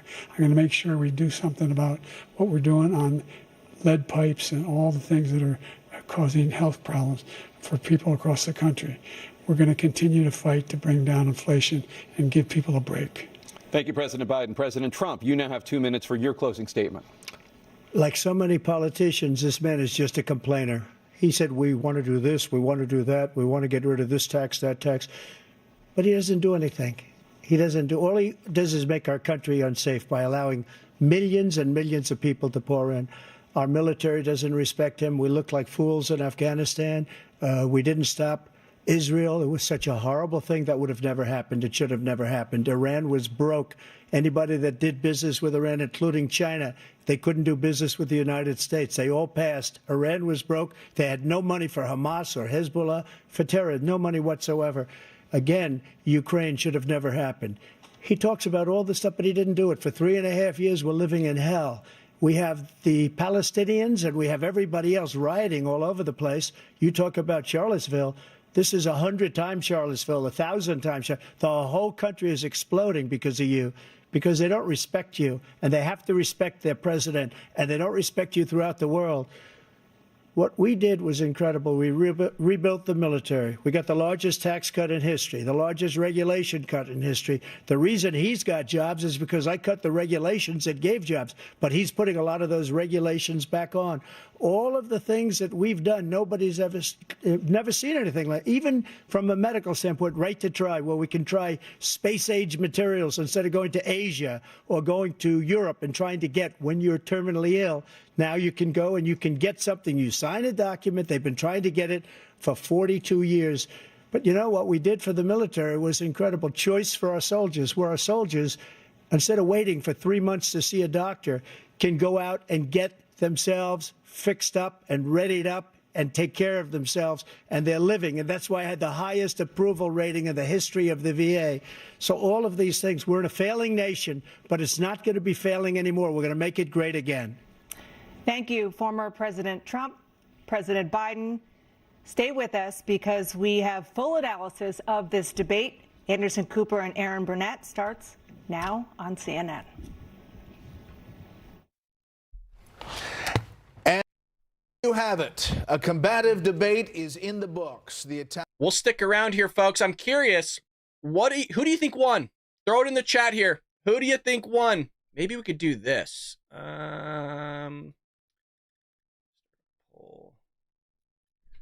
Who won? Trump or Biden? Let's do a poll here, folks. I'm going to post a poll.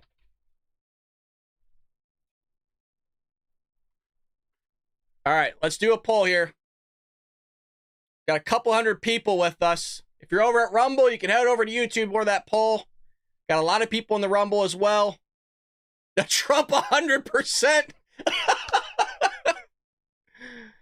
We're going to stick around, folks. We're having a great time here. Why not? Let's keep going.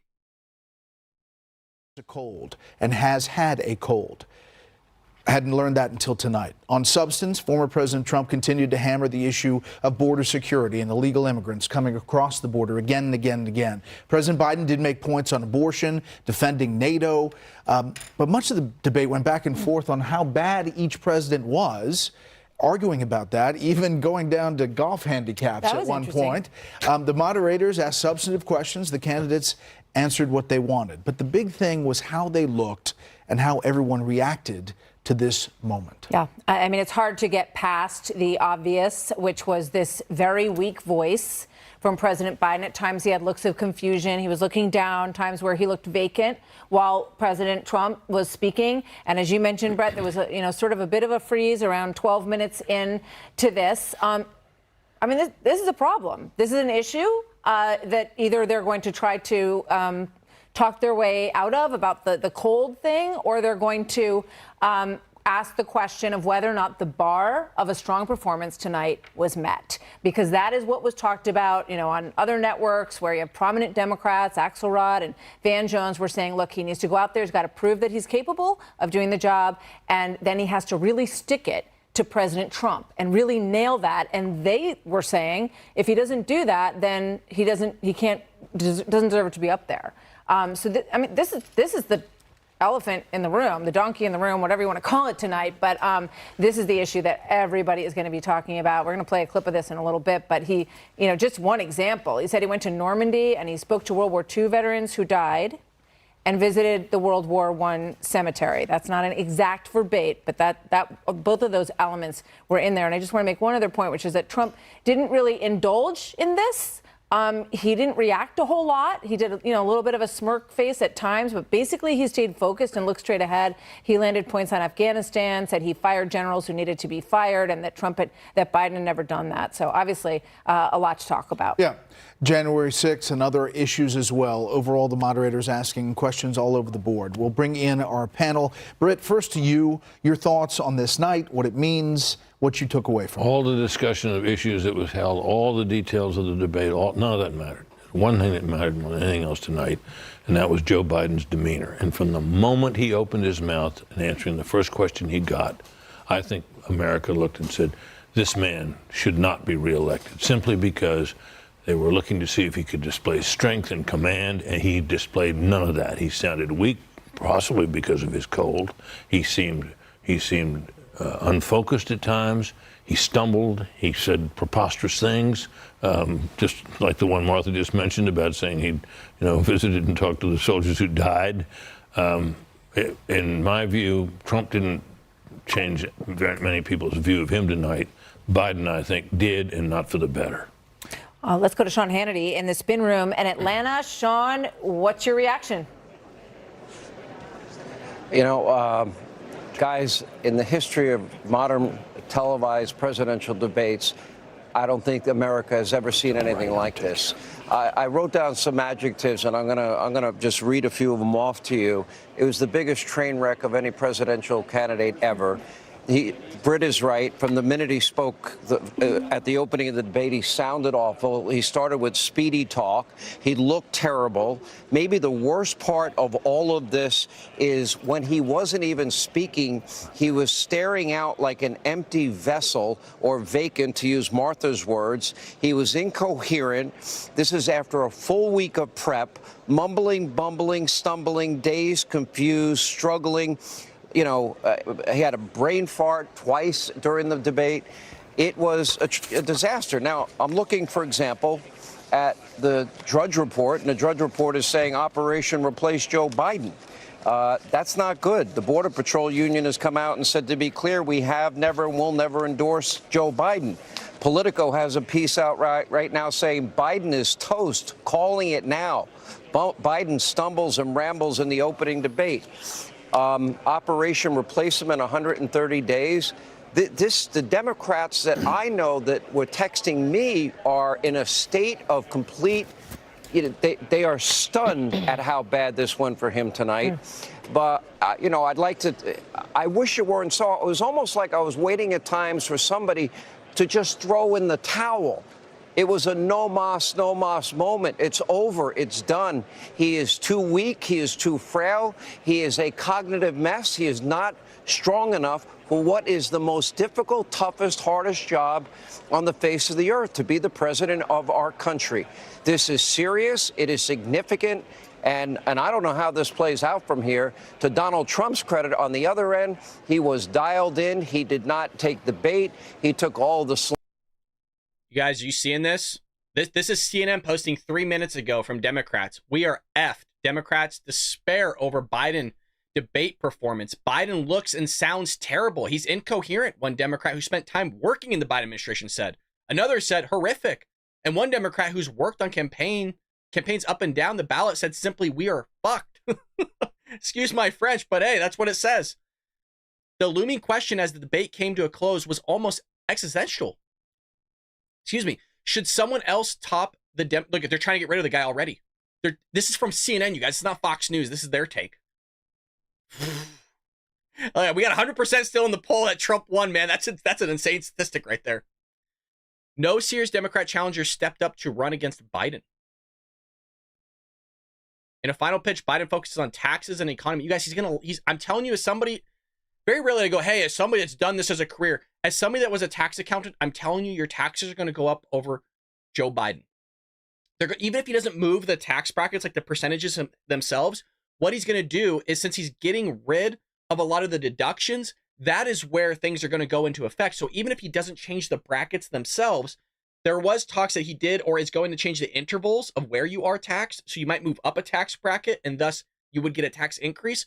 But it's a lot of the deductions and credits that are going to go away. Republican friends, but largely Democrat friends, echoed everything that was here. Then for them, at the last part of it was the amplified what you said at the outset, that this is a very negative thing from both of them. They clearly have personal dislike. They forget the fact that they're being elected president to represent people, to make people's lives better. I didn't hear from either of them a rosy view about what the country would look like over the next 4 years. I heard each of them say each of them were to blame for where we are right now. And then for them to be arguing over whose golf handicap, we all smirked a bit and made light of it. But you had two presidential candidates arguing like they were at a public golf course, arguing over who was a 10 handicap or a 6 handicap, while Americans are actually paying too much for food, too much for gas, worried about their kids. And this is what we dealt with. But specifically for Democrats, there's no doubt. This is not going to quiet anything. In fact, I think this is going to increase it in a more serious and organized way. Dana. Joy Reid on MSNBC said, my phone never really stopped buzzing. The universal reaction was somewhere approaching panic. I think that the Trump team could probably just take all the Democrats' words and run that. During the debate, the Biden campaign was sending out fundraising appeals saying, Joe's really crushing him. Give us money. And in the meantime, the Democrats are openly talking tonight about replacing Joe Biden at the convention, openly talking about it. Not we just saw that off the record. Maybe we should, perhaps we should. No, it's a full-on meltdown. They are absolutely having this conversation. And I saw Joe Biden at the State of the Union. I know we all were there. I didn't like the speech. I thought he yelled a lot, but he was fine. So we all thought, okay, so maybe he'll do fine. That was terrible within the first 10 seconds. 80 minutes into the debate is when they asked a question about age. It didn't matter by then what the answer was, because everyone had already watched it for 80 minutes. As I said before, to their credit, the moderators asked substantive questions. They did it in a way that seemed fair. January 6th, came after immigration and also inflation. You guys seeing that? Jackie Heinrich, who we follow here. We love Jackie. A very well-connected Democratic source tells me the House and Senate are the GOP's now. Everyone is freaking out. He needs to go, but no way they replace him unless he agrees. Damn, there's a lot of replacement talk happening. Well, you've talked to about where this goes.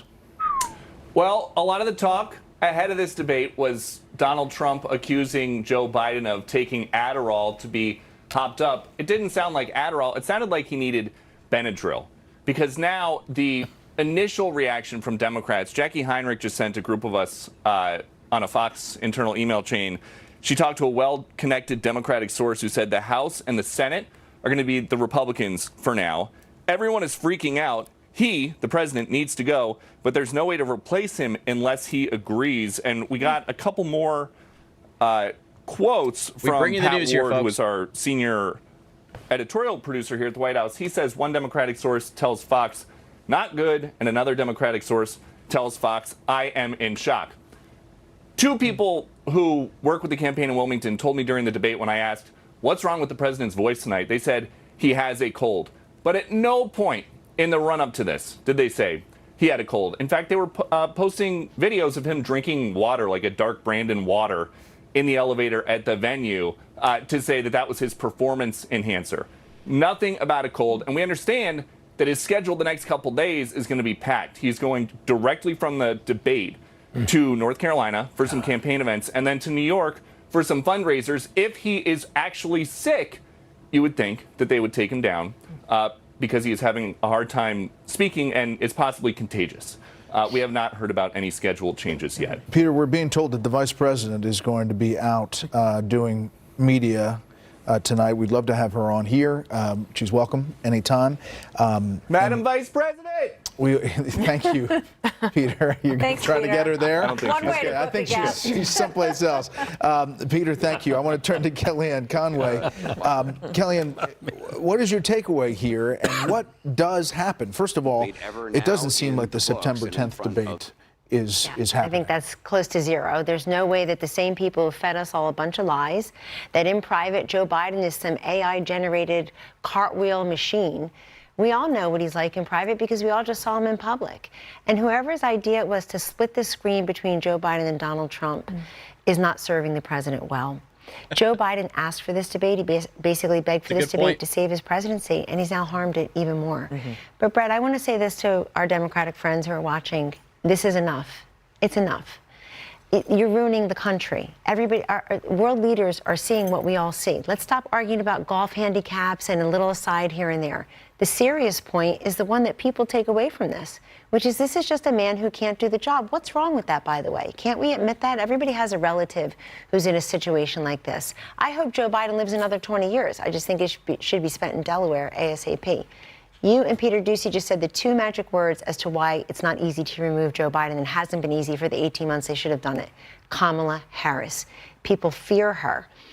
The fact that you're even mentioning Gavin Newsom or Gretchen Whitmer, how are we not mentioning the black woman vice president? It's because she's shed 28 senior staffers, because nobody has confidence in her competence. They are scared about her being the president.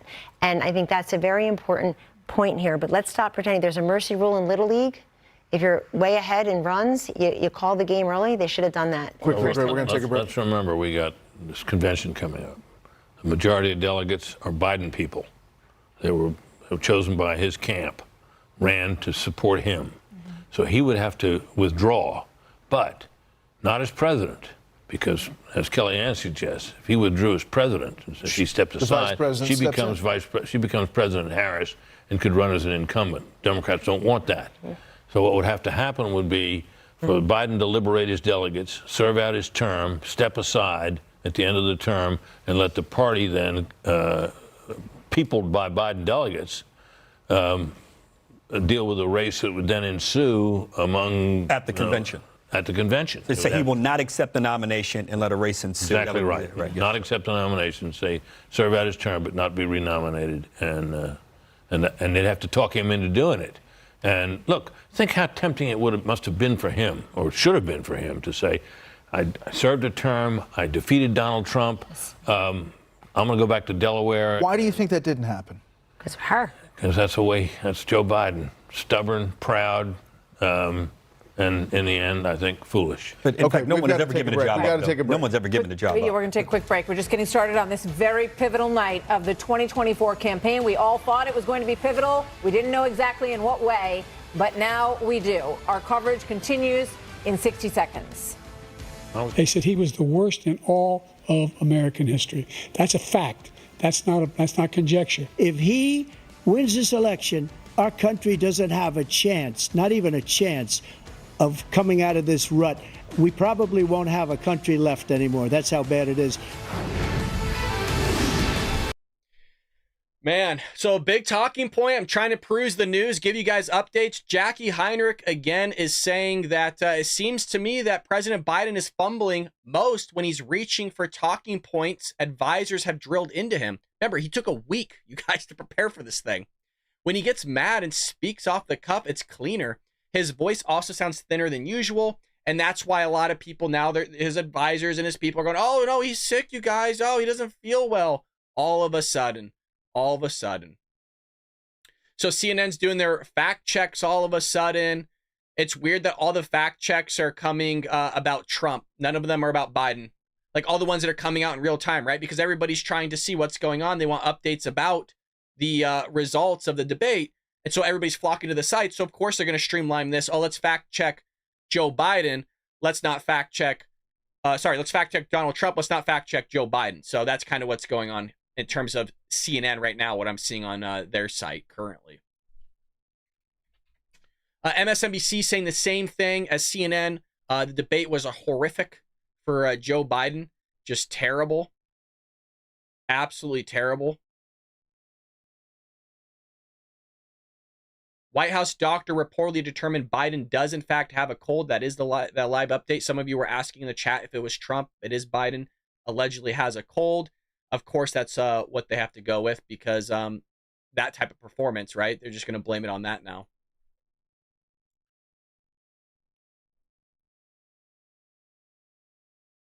A White House official tells Fox President Biden was examined by Dr. Kevin O'Connor at Camp David in recent days, tested negative for COVID, and the doctor determined it was a cold. But we don't hear anything about that, right? You don't hear it until during the debate when they see that this guy's fumbling through his words, doesn't know where the hell he's at, loses his train of thought. You know, all of these things. It's just funny how now all of a sudden it comes out, right? Interesting. Maybe they'll use that of like, oh, well, he couldn't do a drug test because he wouldn't pass. Keep him as the nominee and run him against Donald Trump. I think it's going to work out fine. Something happened tonight, which I never thought could possibly happen. It was so bad for Joe Biden that I felt bad for him. Yep. I didn't think I was capable of feeling empathy for Joe Biden, but that's how bad it was. Cringy. And this is because they've hidden him for 4 years. This was a surprise to some of us that were maybe not paying attention, but for us in the news business, that's why expectations were this low. It was hard to watch. And expectations were so low. And he did the one thing he couldn't do. He discombobulated in minute 13 of the debate. That was the hardest moment for me, too. Everyone was paying attention. Everybody was in shock by his ashen face and his hollow voice. And then at minute 13, he just completely falls apart and comes up with, "We beat Medicare." And Jake had to save him. And CNN Correct. did a great job. The abortion issue was a draw. Can you believe that? Trump fought the abortion issue to a draw because he was hammering partial birth. January 6th, Trump comes out with the line. I didn't think this was even possible to spin January 6th this well. He said, on January 6th, I gave you low taxes, a strong border, and low energy prices. It was a very effective line. He said illegals are living in luxury buildings and veterans are out on the street. Again, he killed them on immigration, brought immigration into the forefront of almost every answer. He would be like, oh, actually, 85 seconds left. The question was about childcare. Back to the illegals. But, you know, that was an effective thing. You never fired anybody, Joe Biden. You never fired anybody on the border. You never fired anybody on Afghanistan. God, that Joe was so Biden good. looked so weak at that moment. And then, line of the night, I've seen your swing. You're not a 6 handicap. And then Trump actually became the bigger man and said, let's not argue like children. You know, Trump did not have the perfect night, but it was an 8 out of 10. It was good. And Joe Biden fell apart.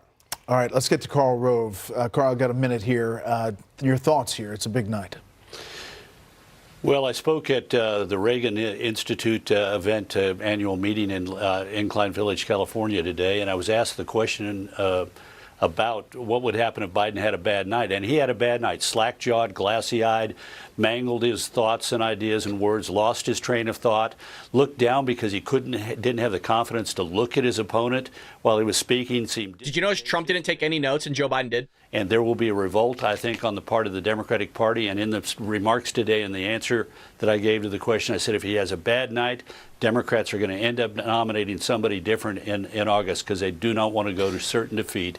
And that happened tonight. Speaking of that, Van Jones on CNN, we are still far from our convention, and there is time for this party to figure out a different way forward if he will allow us to do that. And the big question is whether or not they can bypass Kamala Harris in that process, which a lot of them would like to do. Carl, thank you. Thank you, Carl. Thank you for joining us. Sean Hannity is next, live from the Spin Room in Atlanta. It has been an historic night. Quite a night. Thank you for joining us. Stay tuned for Sean Hannity next. Wow. Van Jones, man. I mean, everybody's talking about replacing Joe now. That's crazy. To be quite honest, I didn't think Joe did that terrible. He did terrible, but like in terms of what I was expecting. You guys want to stick around? Let's stick around. Let's look at what Sean has to say. Hell, we're freaking killing it right now, man. We're having a great time in the chat. Hey, have dinner, whatever. We'll continue this bad boy. Atlanta, Georgia. Now, in a moment, we're going to be joined by Senator J.D. Vance, Senator Marco Rubio, RNC Chair Laura Trump, and many, many more people that you're going to want to hear from tonight. But first, this was historic. This was a night to remember. First word out of my mouth, wow. And by the way, one that Joe Biden will want to forget and probably already has. Biden's performance was the single biggest disaster I have ever seen in a presidential debate in the history of this country, televised debates. It was rough. A complete, total train wreck. From his opening words, he sounded awful. He looked even worse. He was over-rehearsed. He continually lost his train of thought, mumbling, bumbling, stumbling, fumbling, dazed and confused. And this all after one full week of prep, at times totally incoherent. And to make matters worse, Joe had the strangest, weirdest stare, like an empty vessel. Yes. I actually was feeling so bad for him. I was hoping maybe at some point, maybe a family member might come in and throw out in the towel. He simply is not strong enough physically. He is not strong enough, doesn't have the stamina. He's not strong enough cognitively.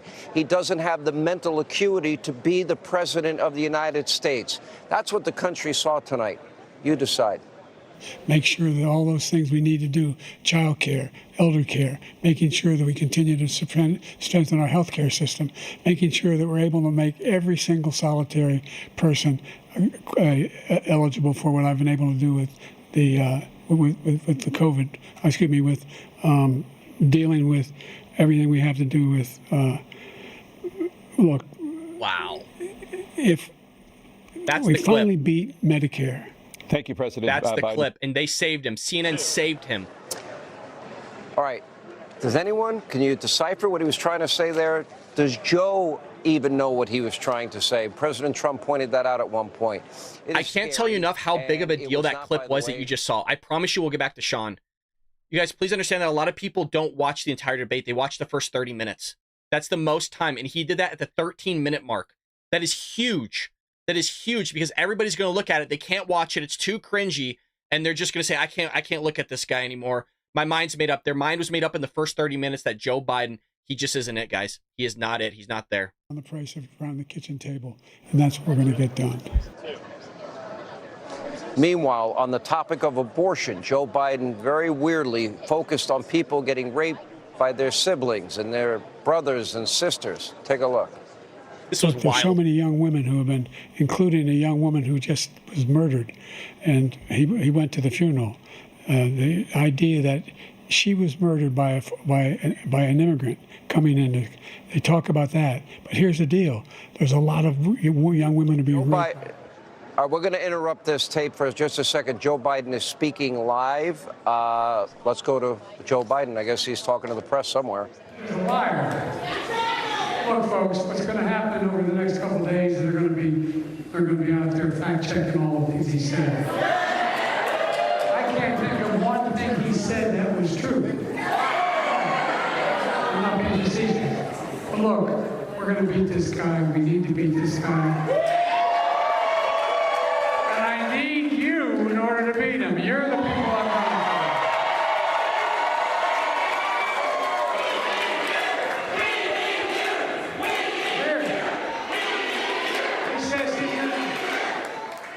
for. Come back to me.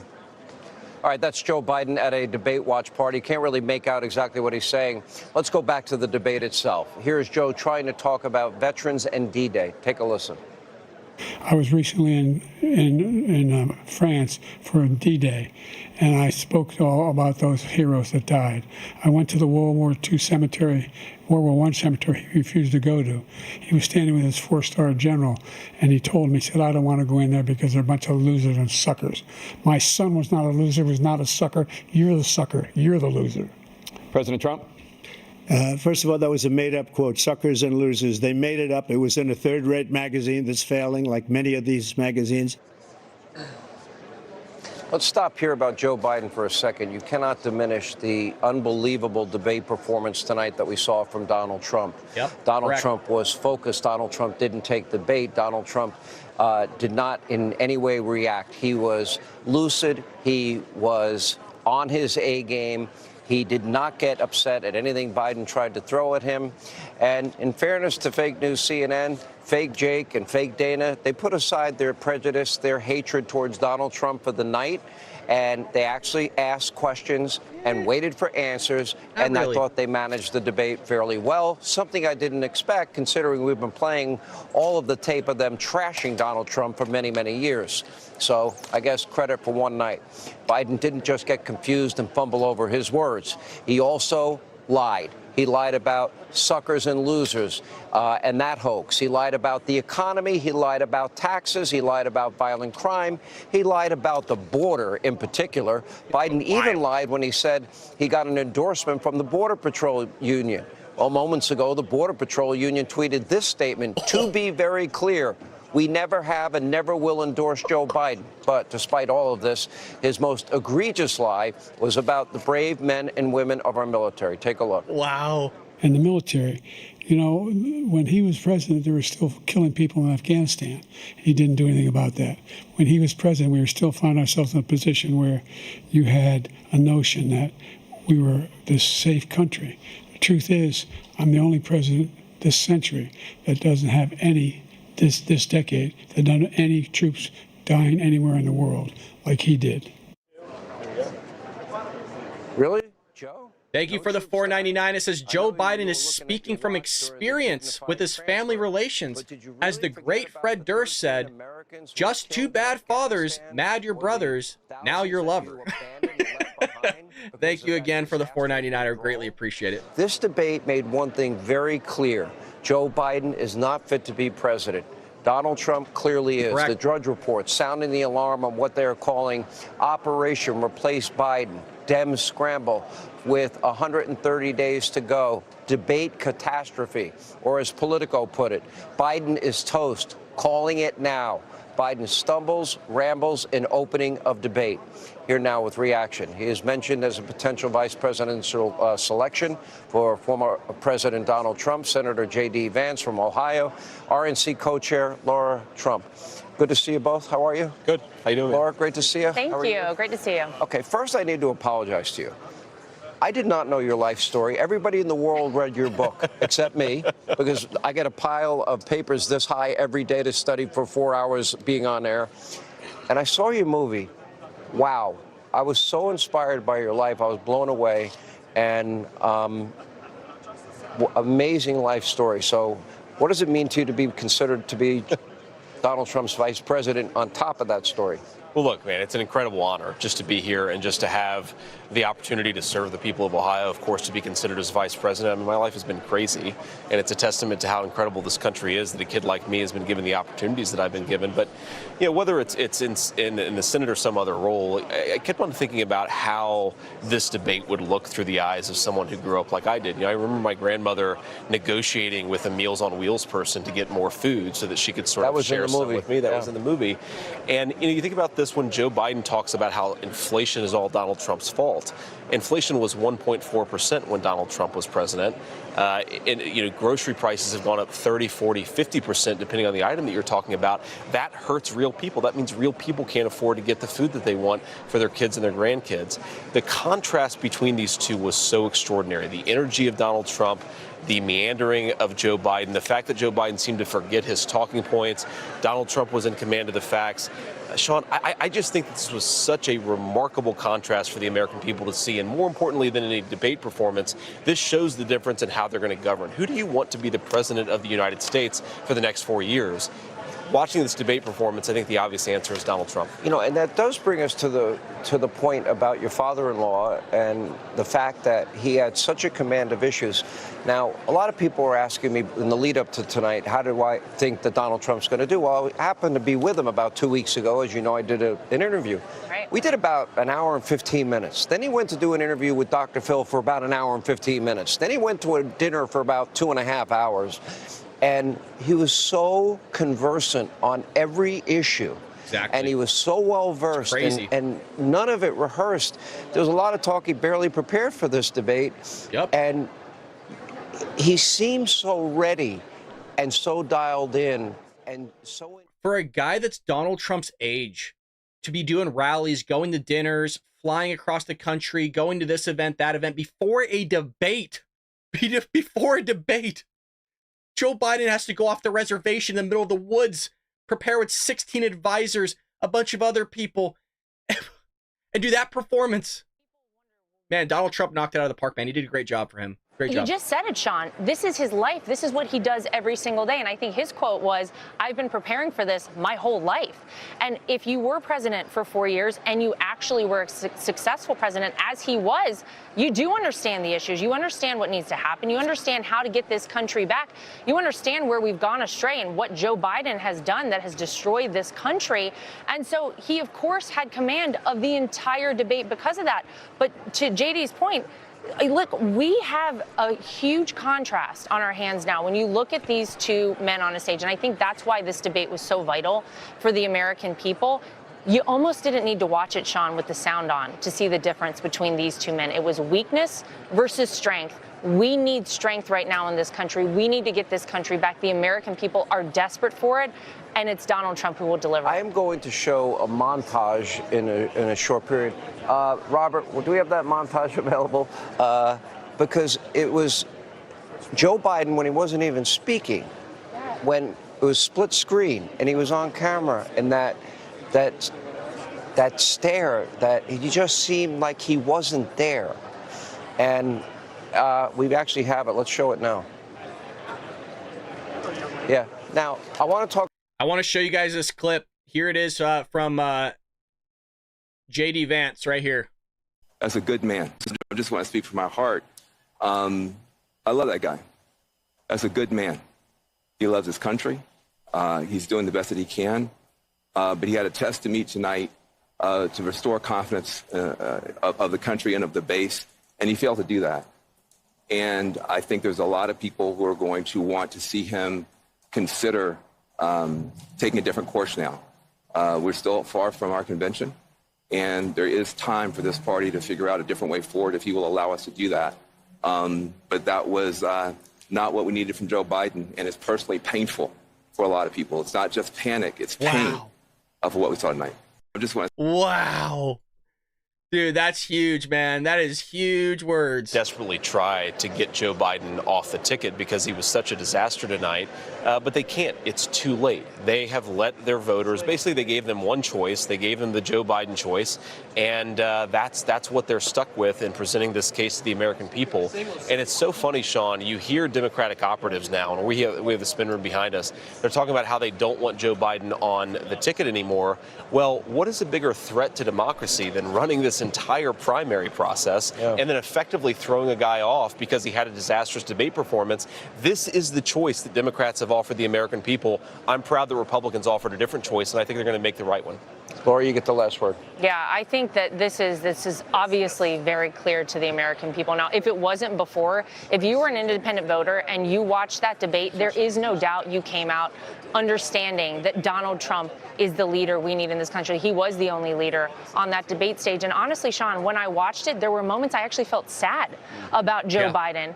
And then I thought more, and I said, you know what? I'm not going to be sad. I'm actually mad about this. I felt that too, but you know what else I felt? Anger. Yes. I felt anger because, you know, President Xi and Vladimir Putin and Kim Jong-un and the mullahs in Iran who Biden has been sucking up to, they're all watching this, and they see a weak United States of America under his, quote, leadership. And he surrendered in the war on terror by abandoning Israel in many ways and not supporting their offensive efforts to win their war. Guys, how's the video looking? Is the stream still looking good? The audio good? Is everything fine on your guys' end?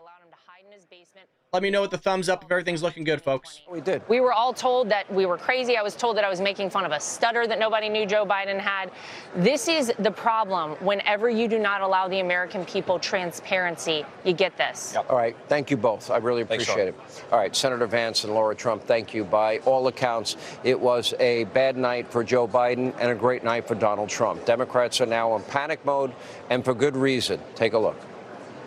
Making sure that we're able to make every single solitary person eligible for what I've been able to do with the with the COVID. Excuse me, with dealing with everything we have to do with. Look, if we finally beat Medicare, the third time is between the doctor. I mean, between the woman and the state. The idea that the politicians, that the founders wanted the politicians to be the ones making decisions about women's health is ridiculous. The only terrorist who's done anything crossing the border is one who came along and killed three, under his administration, killed an Al-Qaeda person come in his administration.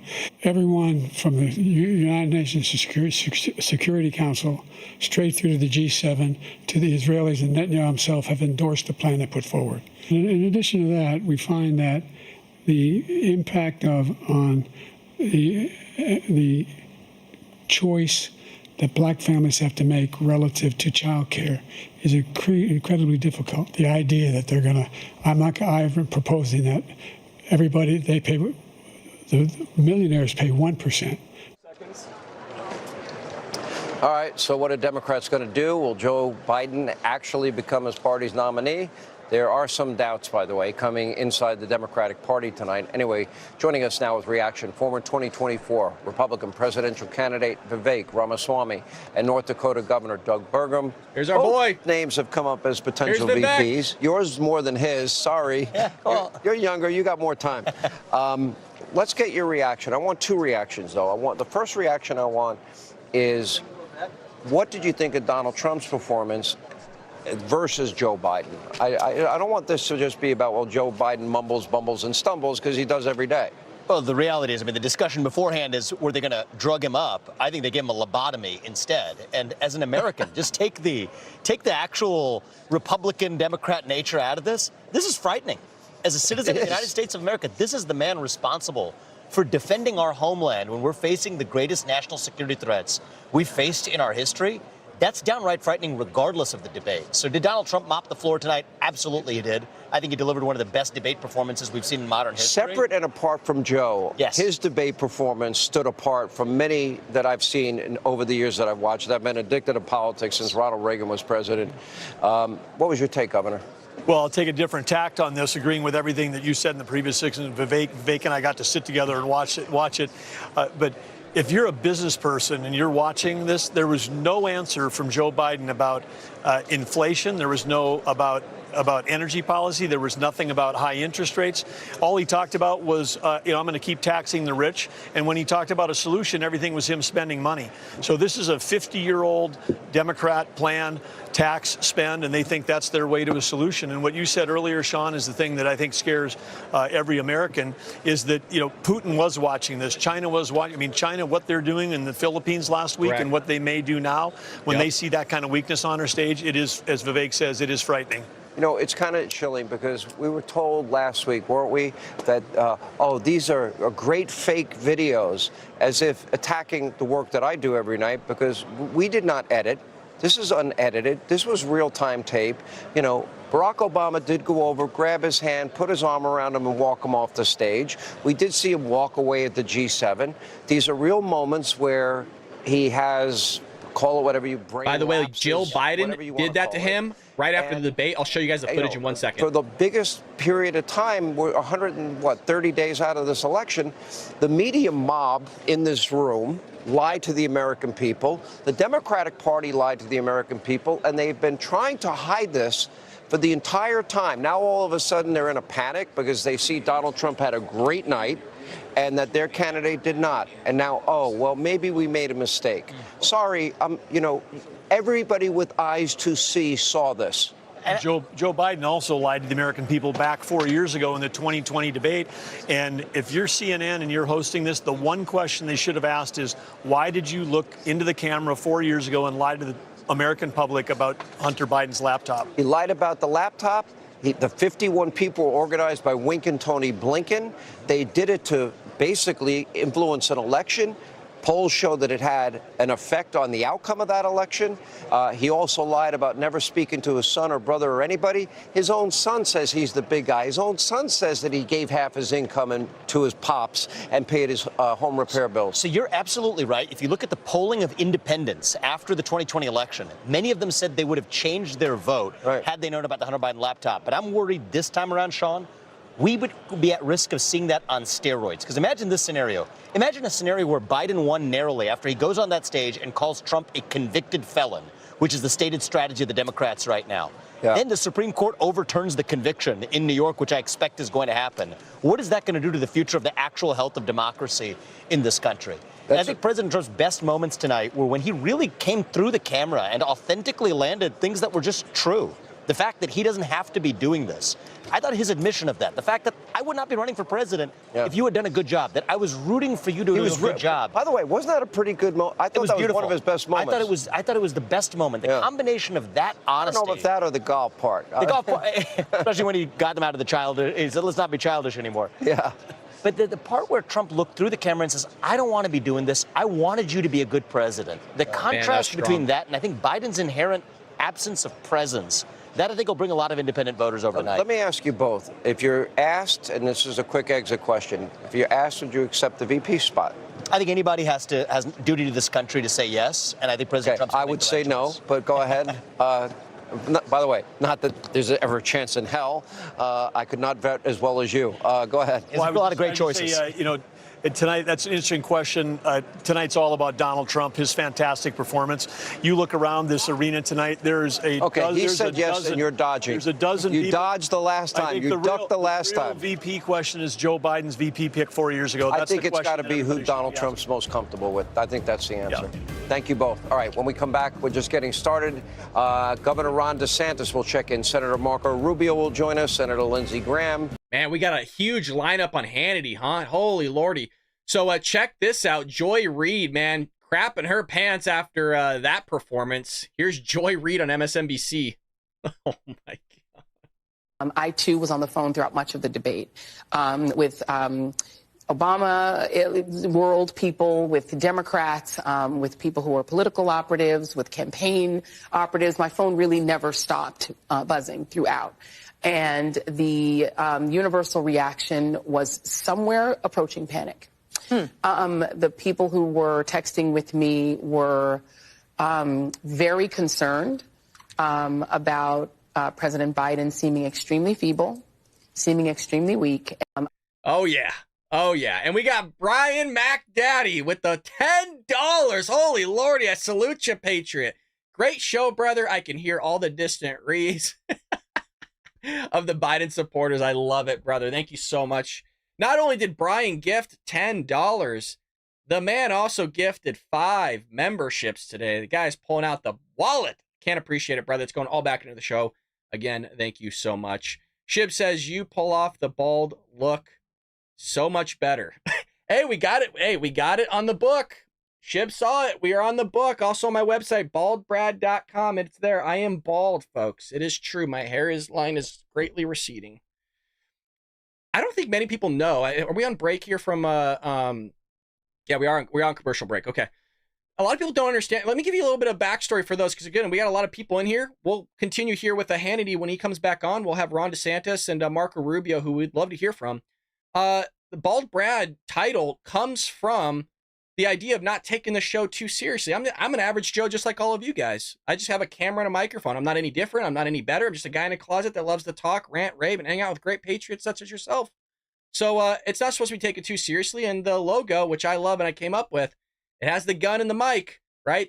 The Second Amendment protects the First Amendment, and the eagle is facing the mic, because right now we're utilizing our First Amendment. But the second you start screwing around with the First Amendment, that eagle head turns to the Second Amendment, baby, and we lock and load.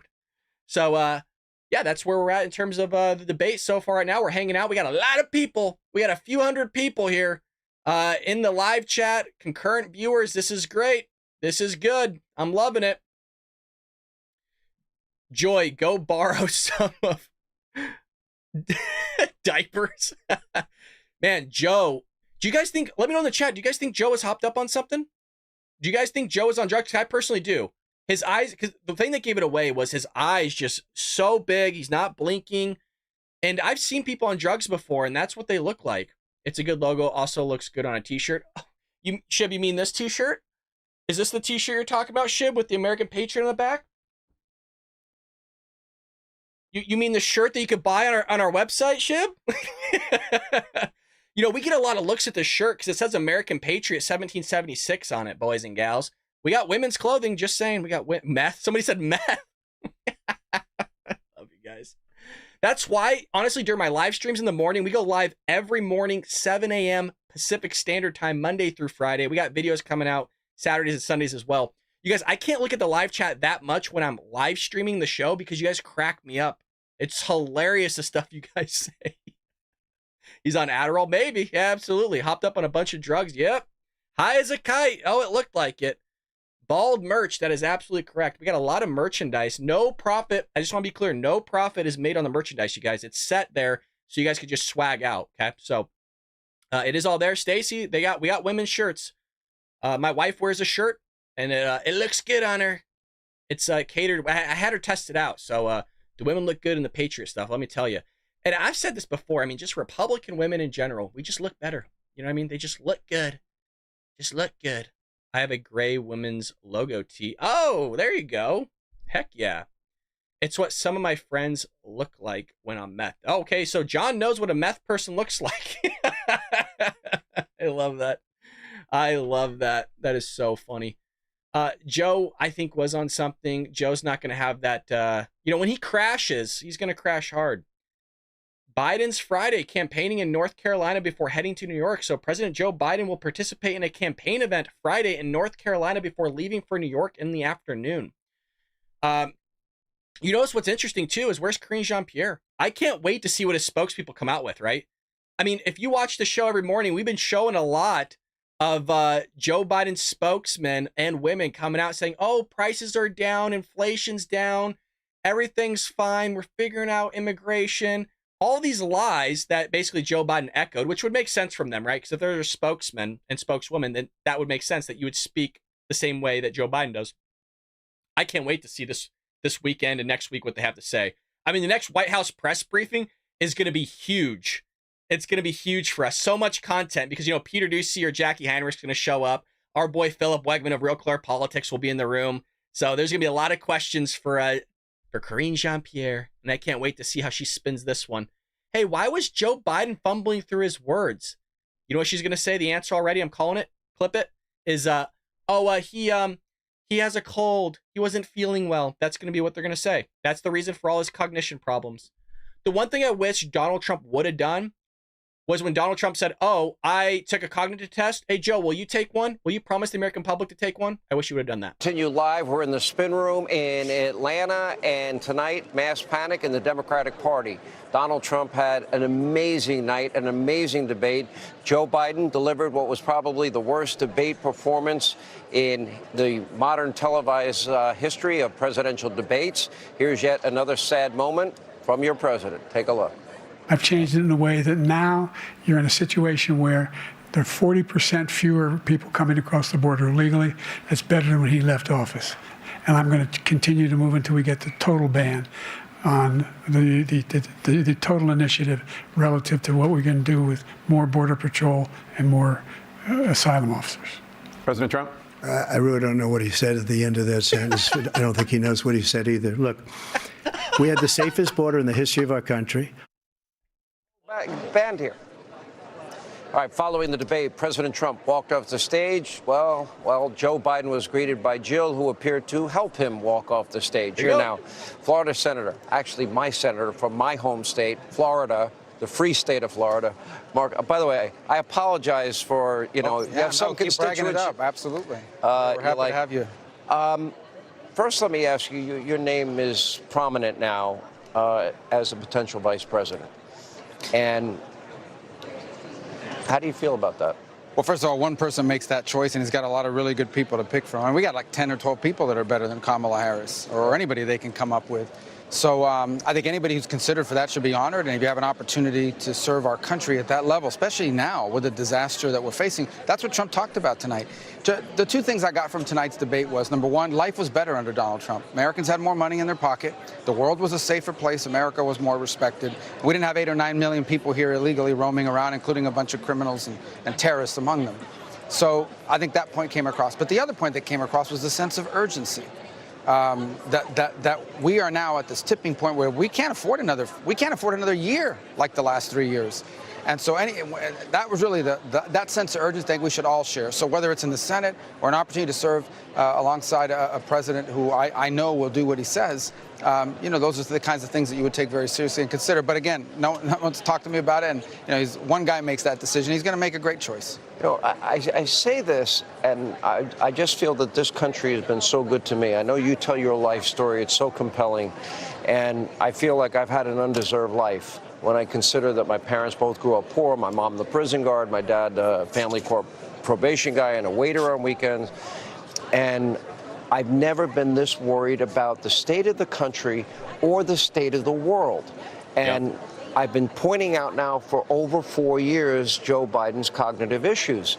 And now all of a sudden, with 130 days out, the rest of the Democratic Party and this corrupt media mob behind me, they all of a sudden caught up and realized, he's got a problem, Yeah, look, I think we saw tonight what we've been seeing now for a number of years, and it's only progressively worse. Earlier today I was watching, they were putting a video of the debate just 4 years ago. It's dramatically different from what he was just 3 or 4 years ago. But let me tell you why that's relevant. It's not just about making fun of the guy or whatever.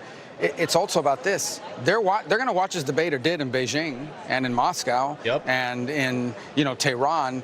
And you worry that adversaries will see that and conclude from it they got a weak president. And it also makes you wonder, by the way, who's actually making and calling the shots in that White House. I think increasingly it's pretty clear that this administration is being run by a bunch of deranged radicals. You see it in their public policy. So there's a lot to unpack there.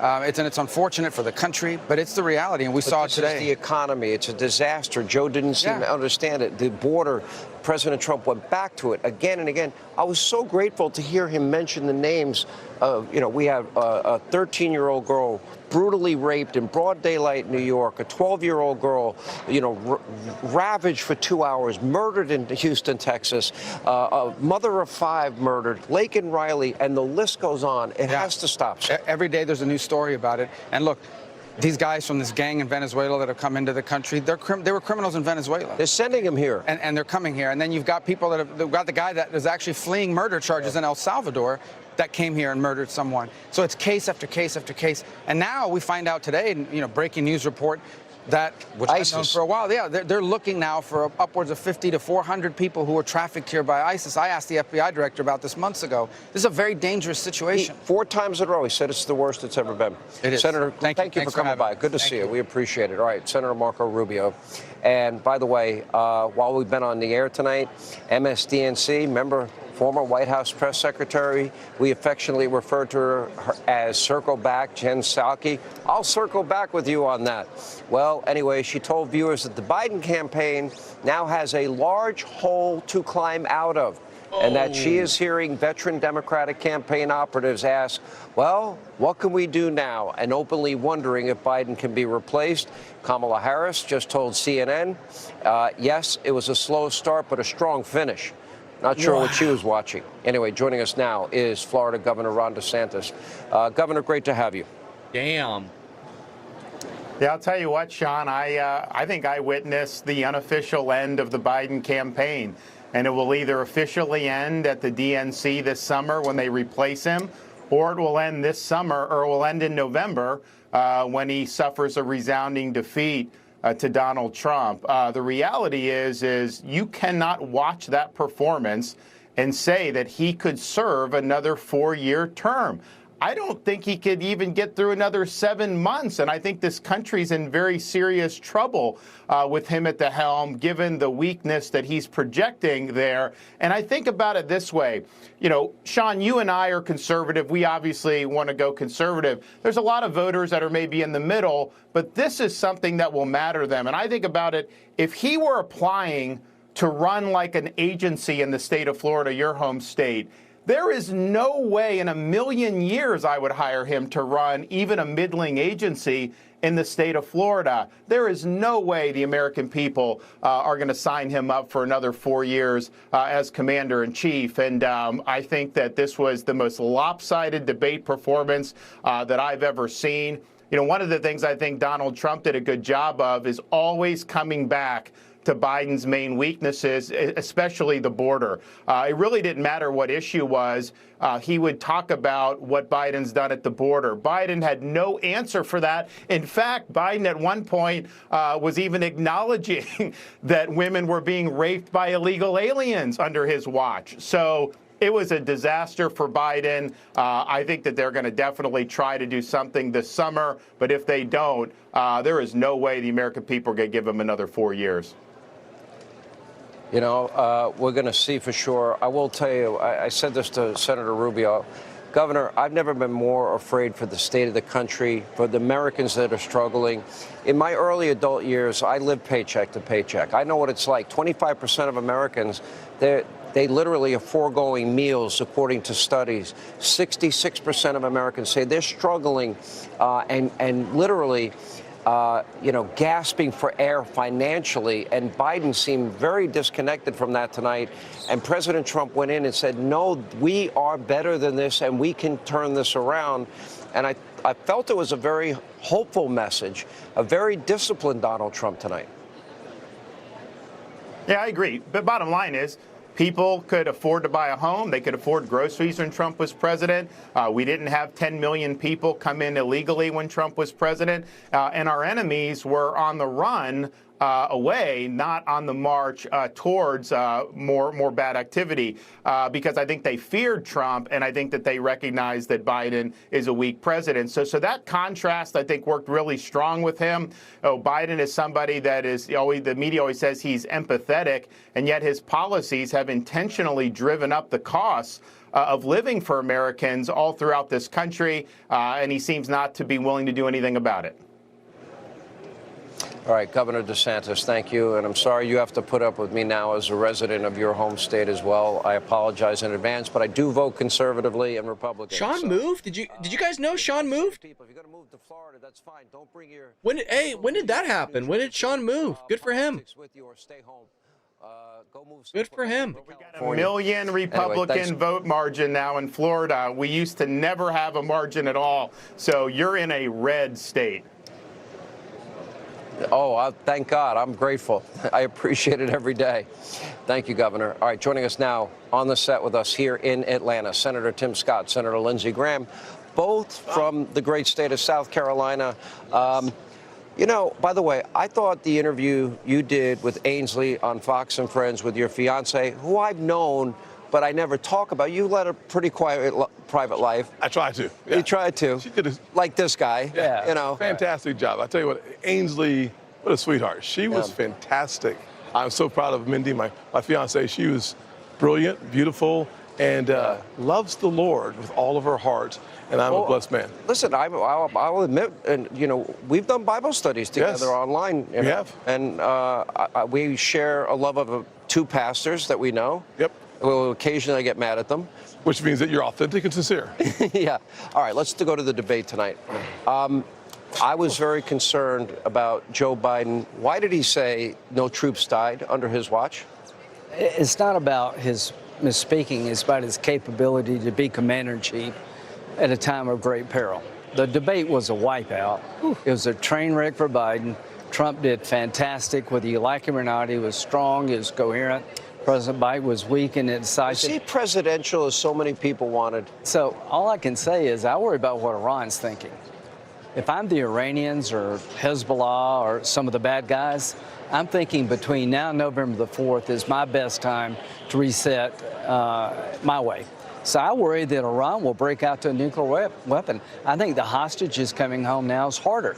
So what I got from this debate is that it's pretty clear that not only does Biden not understand the world, he's not capable of being commander-in-chief. What does that mean? I mean, you have Politico, you have the Drudge Report, you have fake news CNN and MSDNC saying, well, maybe we got to rethink Biden. Are they going to try and pull a fast one with 130 days out of the election? I think the only decision after this debate is, does he stay or not?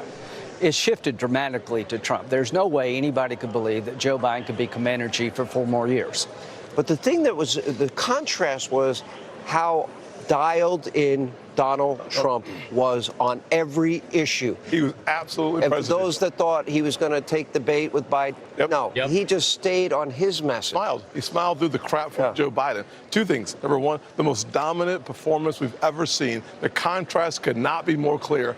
Donald Trump is ready for 4 more years. Number 2, the issues that the American people care the most about, the border and the economy. Donald Trump dialed it in and told the story of 4 years of unbelievable success. Under Donald Trump, we saw the poorest Americans, their paychecks went up faster than the rich Americans. But remember, it was amazing. We had record low unemployment for African Americans, Hispanic Americans, Asians, women in the workplace, African American youth unemployment. Then the pandemic happened. Everything changed. But what happened, which was remarkable, is that under Donald Trump, we saw taxes go down by $4,000 more dollars to spend. And under Joe Biden, the average family has lost $28,000 in spending power. Terrible. Contrast. December 2020, 1,000 illegal immigrants crossing our border a day under Donald Trump. 3 years later, 10,000 a day under Joe Biden. Disaster. Nearly 15 million illegal immigrants coming to our country because of Joe Biden. You said you would accept if asked to be vice president. My question's to you. Yeah. Do you want President Trump to pick your fellow senator? I don't think he could have a better pick. He's qualified to be president, which matters to me. I can't believe he remains friends with you, actually. Yeah. Tim I'm friends with, but for those at home, I'm kidding. I'm friends with both these guys. We all love each other. What you see with Tim is he's the same way when nobody's looking. But I just want to say this. It's not about contrasting anymore. There's no way that Joe Biden's capable of being president. President Trump is ready to go. I worry that we're in a dangerous spot in the world after this debate. We don't need any more debates. I got to run. Good to see you. You don't think you should debate No, anymore? this should be it. That's it. Somebody else wrote me that tonight. Somebody very smart. I don't want the world to see this again. I don't want to see this again. Yeah. All right. Thank you both. Coming up, Chairman Jim Jordan, Congressman Elise Stefanik, and we'll have much more. Steve Miller and Matt Gaetz as we continue from Atlanta. Wow. Dude, Hannity has a freaking lineup tonight. What the heck? When the sawdust settles and the engine roars, I mean, the thing you everybody's care showing about. up for Hannity here. What do you guys think? Should we keep going? Should we wait for the next lineup set? What do you guys want to do in the live chat? Looks like you guys are having a fun time in there. Giving Lindsey Graham a freaking hard-ass time. Poor Lindsey, dude. You guys are ripping him right now. There's some stuff coming out talking about CNN having a panic. So here's their panel. So I'll get that over to you guys right now. This is CNN and what they're talking about over there while we listen to Hannity. Right now, as we speak, there is a deep, a wide, and a very aggressive panic in the Democratic Party. It started minutes into the debate, and it continues right now. It involves party strategists. It involves elected officials. It involves fundraisers. And they're having conversations about the president's performance, which they think was dismal, which they think will hurt other people down the party in the ticket. And they're having conversations about what they should do about it. Some of those conversations include, should we go to the White House and ask the president to step aside? Other of the conversations are about, should prominent Democrats go public with that call? Because they feel this debate was so terrible. Wow. They do say in moments in the debate later, the president got better and got his footing, but then at the end, even his closing statement was a little halting. The contrast between the two candidates right now as we speak. Wow, you guys, this is coming from CNN saying this. I mean, we were hoping that Trump would knock Biden out, and based on what I'm hearing, I think he did it. I think, what do you guys think about that take? I mean, it's kind of a hot take right now. I haven't had an opportunity to really digest everything, because we're doing this live, we're running the show and everything like that. I mean, do you think Donald Trump didn't just like punch through Biden's freaking old gross ass body, but do you think like he knocked out the Democrat Party? Like, wow. Brian, think Trump will announce his VP pick the next lineup? I don't think it's going to be tonight, and I don't think it'd be a good move from Trump right now to take his thunder. It's almost cannibalizing yourself. Right now, the messaging, this is good messaging for Trump. He doesn't have to do anything. Trump can go off, take off in your jet, have a rally tomorrow, hit like 18 holes with your boys, have a nice cigar and a glass. Well, he doesn't drink. I guess I was going to say a glass of whiskey, but no. Trump should not announce tonight anything about a VP pick. I think he needs to let this bask over the weekend. The news cycle is quick. We'll see what comes out tomorrow. Probably something the Biden administration will release, so the talking points aren't this. The tough thing is the news cycle ends Thursday. This is the news cycle for the weekend. So something big has to happen tomorrow. We got to be on the lookout what the messaging is going to be tomorrow that the news stations are going to cover, because this can't keep going on for Biden. The fact that they're talking about replacing him, you guys, they're talking about, hey, prominent Democrats coming out. CNN is just losing their shit. I mean, I didn't think it was going to be this bad. Nick Johnson, our boy, said, I think a big fear for conservatives was a 2020 Trump debate where he interrupts, goes unhinged, giving ammo for Dems. I think Trump stayed cool and collected more than ever before. Well done. 100% agree with what Nick says there. We saw a Trump that we needed to see, and we talked about that when we first went live, is we don't need the interruptions. We don't need the Trump that we saw in basically 2016, 2020. Granted, he couldn't really do that because his mic was cut off. But at the same time, I think he already knows that he doesn't really need to say much. Joe Biden's actions speaks volumes. The American people go to the grocery store. The American people pay their bills every month. They're really feeling it at home, where I think before they didn't really see that as much. And so I 100% agree, Nick. That's a great take. We still have to make sure we all get out. That's exactly right. That is exactly right, Margaret. We got to get out to the polls. There's no red wave. We're not going to say that here on the show. You got a family member, aunt, uncle, neighbor, they can't make it. Pick them up. Call the boys, call the brigade. We will carry them over there to the poll station and make sure that they vote for whoever they want. Trump did great and could do better. Absolutely. Do you guys want to see another debate, though? Do you think Trump should just say, hey, you know what? This is it. Like, put the dog down. Don't let Joe come out again. We can't have more of Joe. We don't need more of Joey. What do you guys think about that take? Lindsey's Graham take might not be wrong. Trump should just ride off in the sunset, and I don't think Democrats would be opposed to it. Trump is looking terrible. Joe Biden's looking terrible right now. The one thing I'll say, Jennifer, about Lindsey, I'm not a big fan of Lindsey myself, but at least he's a champ from taking the boos at Trump rallies and taking dodges from Republicans. I look at him as like, look, at least he sticks to his guns. You know what I mean? So that's what I will say about Lindsey. He's a little bit of a reed in the wind, doesn't go directions I like, but at least he's one of the boys in the sense of, hey, he could take the jab. He knows who he is. He knows that we don't like the things he does, but he takes it. So I'll give him that. Got to stay positive with our own party a little bit here. Ohio for Trump Vance, man, a lot of people want JD Vance. You know what? I'm going to spend the weekend doing a lot of research on JD Vance because I don't know anything about this guy whatsoever. And I don't want to put the same position that I did on Ted Cruz back in the day on JD Vance. And what I mean by that is I didn't know anything about Ted Cruz, so and I had a bad taste in my mouth.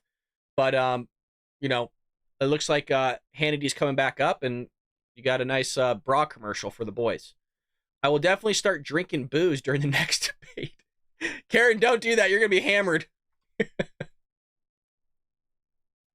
According to our very own Chad Pergram, Tonight's debate could prompt new calls for the Her tapes to be released. They should be released. Release the tapes. Now, that's a special counsel referred to as Biden as an elderly man with a poor memory. And joining us now is Congressman Jim Jordan and Congresswoman Elise Stefanik on set with me. I want those tapes released because, according to those tapes, Joe Biden was asking, was I still vice president in 2009? Didn't recall when his son had passed away. And Her said before a jury, he would come across as a nice old man who's very forgetful. They have the tapes. Why won't Merrick Garland release the tapes? Well, it's because they're trying to cover up the feebleness and the fact that I believe, Sean, that they edited the transcript that they turned over to Congress. You think it's worse? I think it's worse. I know we're going to work as House Republicans to use every tool at our disposal to hold the Department of Justice and the Biden administration accountable for not turning over those tapes. And it's our constitutional responsibility. Is there going to be a vote on Merrick Garland tomorrow? We are focused on passing the appropriations bills, but let's talk about what's most important. What voters are concerned about when it comes to the tapes and this old, unfit individual who's president of the United States. We saw that on the debate stage today. The worst debate performance in modern history from Joe Biden versus the strength of President Trump. And I think it's important what you said. Let me go to you, Jim Jordan. I wouldn't minimize. I thought that Donald Trump brought his A game. Yeah. Donald Trump was dialed in. Yeah. Donald Trump had an answer for everything. But I kind of knew that was coming. I saw him 2 weeks ago during an interview I had with him, and I was pretty impressed. Now, we saw what happened with the deep state in 2016. Donald Trump brought up tonight 51 former, and now we know some contractors within the CIA that knew nothing about Hunter's laptop, lied to the American people to give a talking point to Joe Biden. This was in their last debate before 2020. It definitely had an impact on the election, likely an impact on the outcome of that election. Well, if it happened in 16 and 20, what do they got planned this time, Jim? No, that's the right question. What are they going to try this time what political move are they going to make to impact the election? But I think you're right, Sean. President Trump was focused. He was funny. He was dominating, yet relaxed. I love the line when he said, when Joe Biden brought up retribution, President Trump said, it's not about retribution. My retribution is success. He wants to get back to where we had a secure border versus this open border, where we had safe streets versus this record crime under Biden, where we had $2 gas versus $4 gas for American families, and where American families had stable prices versus this record inflation. Now, I thought President Trump was masterful, but you're right. What are they going to try this time? Because we learned not only was that political, the people who put that political operation together were on the payroll, on contract with the CIA when they signed some of those guys when they signed that statement. Unbelievable. All right, exit question. I'm sorry we're a little short on time tonight. We'll have you both back. Will there be a push to get him off the ticket? Well, Democrats are in free fall. This is a disaster for Democrats. Joe Biden is who Donald Trump is going to defeat this November. That's what we're focused on. Will they try and dump him? Jim. Well, who knows? But I don't think it matters. I think President Trump was so dominant, and the American people know what he did for them 4 years ago. They want that again. So I don't think it matters who it is, but I think it's going to be Joe Biden. All right, Jim Jordan, Elise Stefanik, good to see you. Thank you both. When we come back, more coverage of tonight's debate as we come to you live from Atlanta. Steve Miller, Matt Gaetz, they're next. Announcing Camping World. Man, I just can't believe the talking point is the Democrats. I mean, things were so bad that they're actually talking about removing the guy. And I guess there's more of a conversation to be had now that why not give out the tapes? After that performance, what are they going to say? Cheap fakes now? What are they going to say? We cut up the debate to show how bad Joe Biden looked? Is that really where they're going to go now with this? As I've mentioned, guys, we were ahead of a lot of this.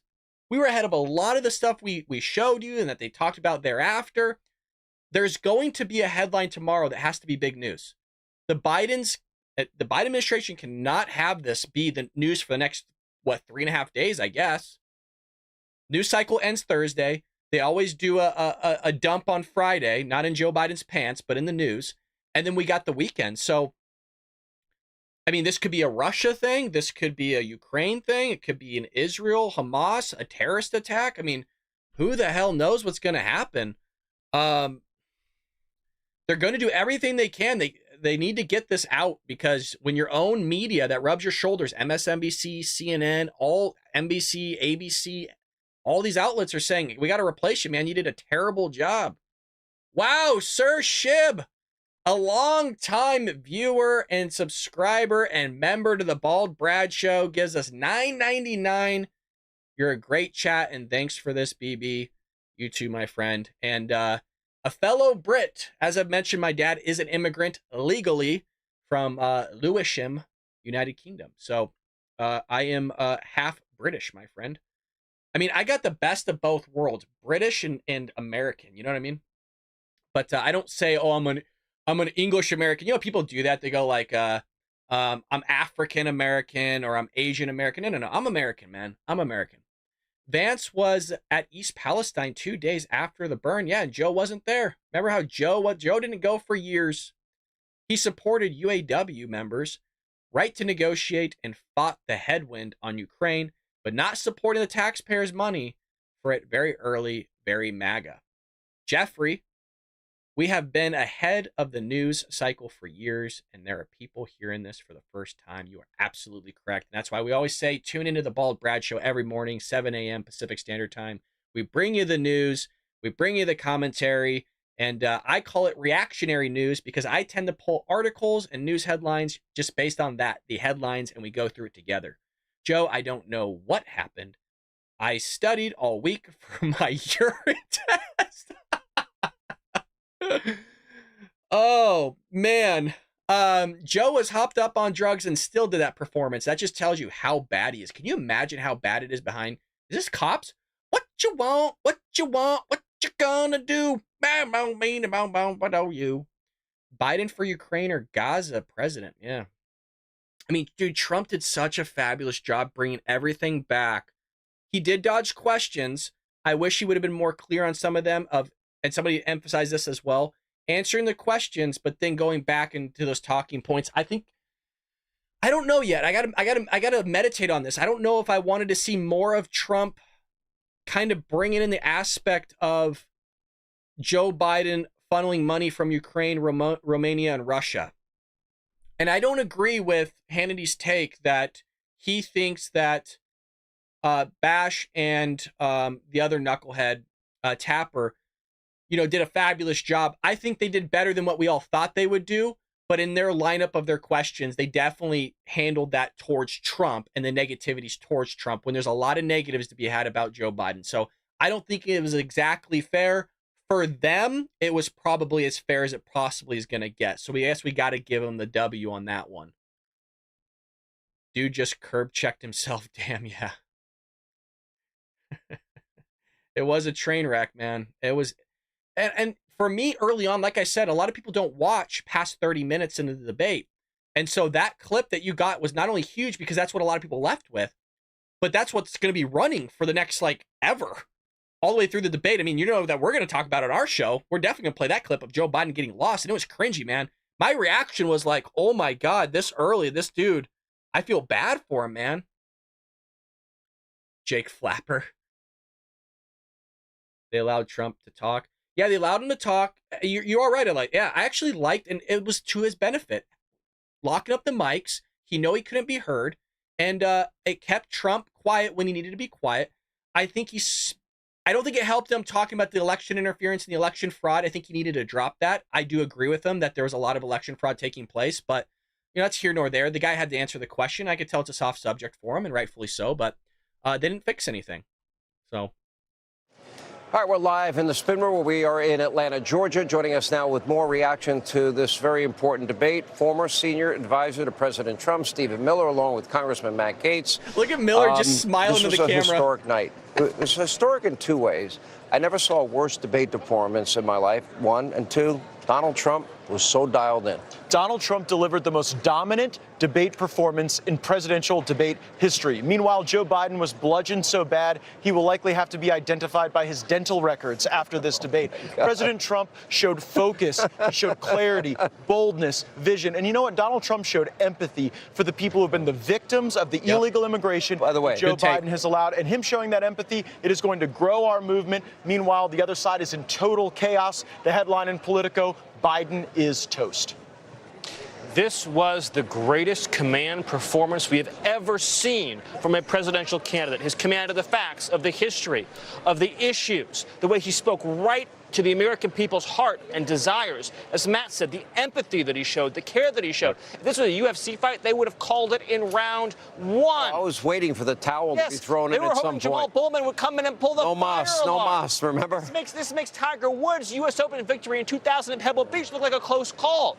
But let's keep the focus on how great Donald Trump was. It's that, but the seriousness of the times that we live in, Iran and Russia and China and Venezuela and Yemen and Israel and Ukraine and open borders and people coming from countries with terror ties and people coming from our top geopolitical There's not a single problem America faces that Joe Biden provided a single solution for. Correct. Donald Trump talked about lowering our taxes, getting our regulatory policy right-sized, becoming energy dominant again, sealing the border, making sure that Americans can achieve economic potential and live their dreams again. Meanwhile, Joe Biden demonstrated that he is a man in decline, leading a nation in decline. We don't want to join Joe Biden in that decline. The Democratic Party right now in total turmoil. Meanwhile, Donald Trump is growing our movement with that great sense of vision. Lindsey Graham said he doesn't want Donald Trump to debate Biden again because he doesn't want the world to watch that again.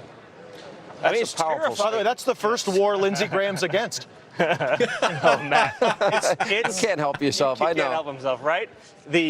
It is terrifying to think the situation our country is in. But what's so important is that Donald Trump laid out his plan tonight. His plan for peace through strength. His plan to rebuild the military, to seal the border shut, to make our economy grow again. That is what the American people saw tonight, a plan for national renewal. Guys, thank you both. All right, that's all the time we have left this evening. Thank you for being with us. Got it. And I think we'll end it there, folks. Hell of a stream hanging out with you patriots, you fine Americans, and also United Kingdom. And I think there's some Australians in here as well. Couldn't be more happy to share this evening with you. If you think that we deserved your subscription, please hit that like and subscribe button. Make sure to leave us a comment down below. And I will see you tomorrow here at 7 a.m. Pacific Standard Time, bright and early, to talk about the news, the debate, and all that fun stuff. If you want to become a member, it's 99 cents a month, folks. Yes, you heard that correctly. Not a day, a month. 99 cents, $4.99 option, or a $9.99 option if you want to go super sane. It really does help support us. It's a one-man show. I do everything myself. Couldn't be more than happy again to share this fine evening with you lovely patriots. Thank you always much for supporting me. And folks, I will see you bright and early tomorrow morning here on The Walt Brad Show.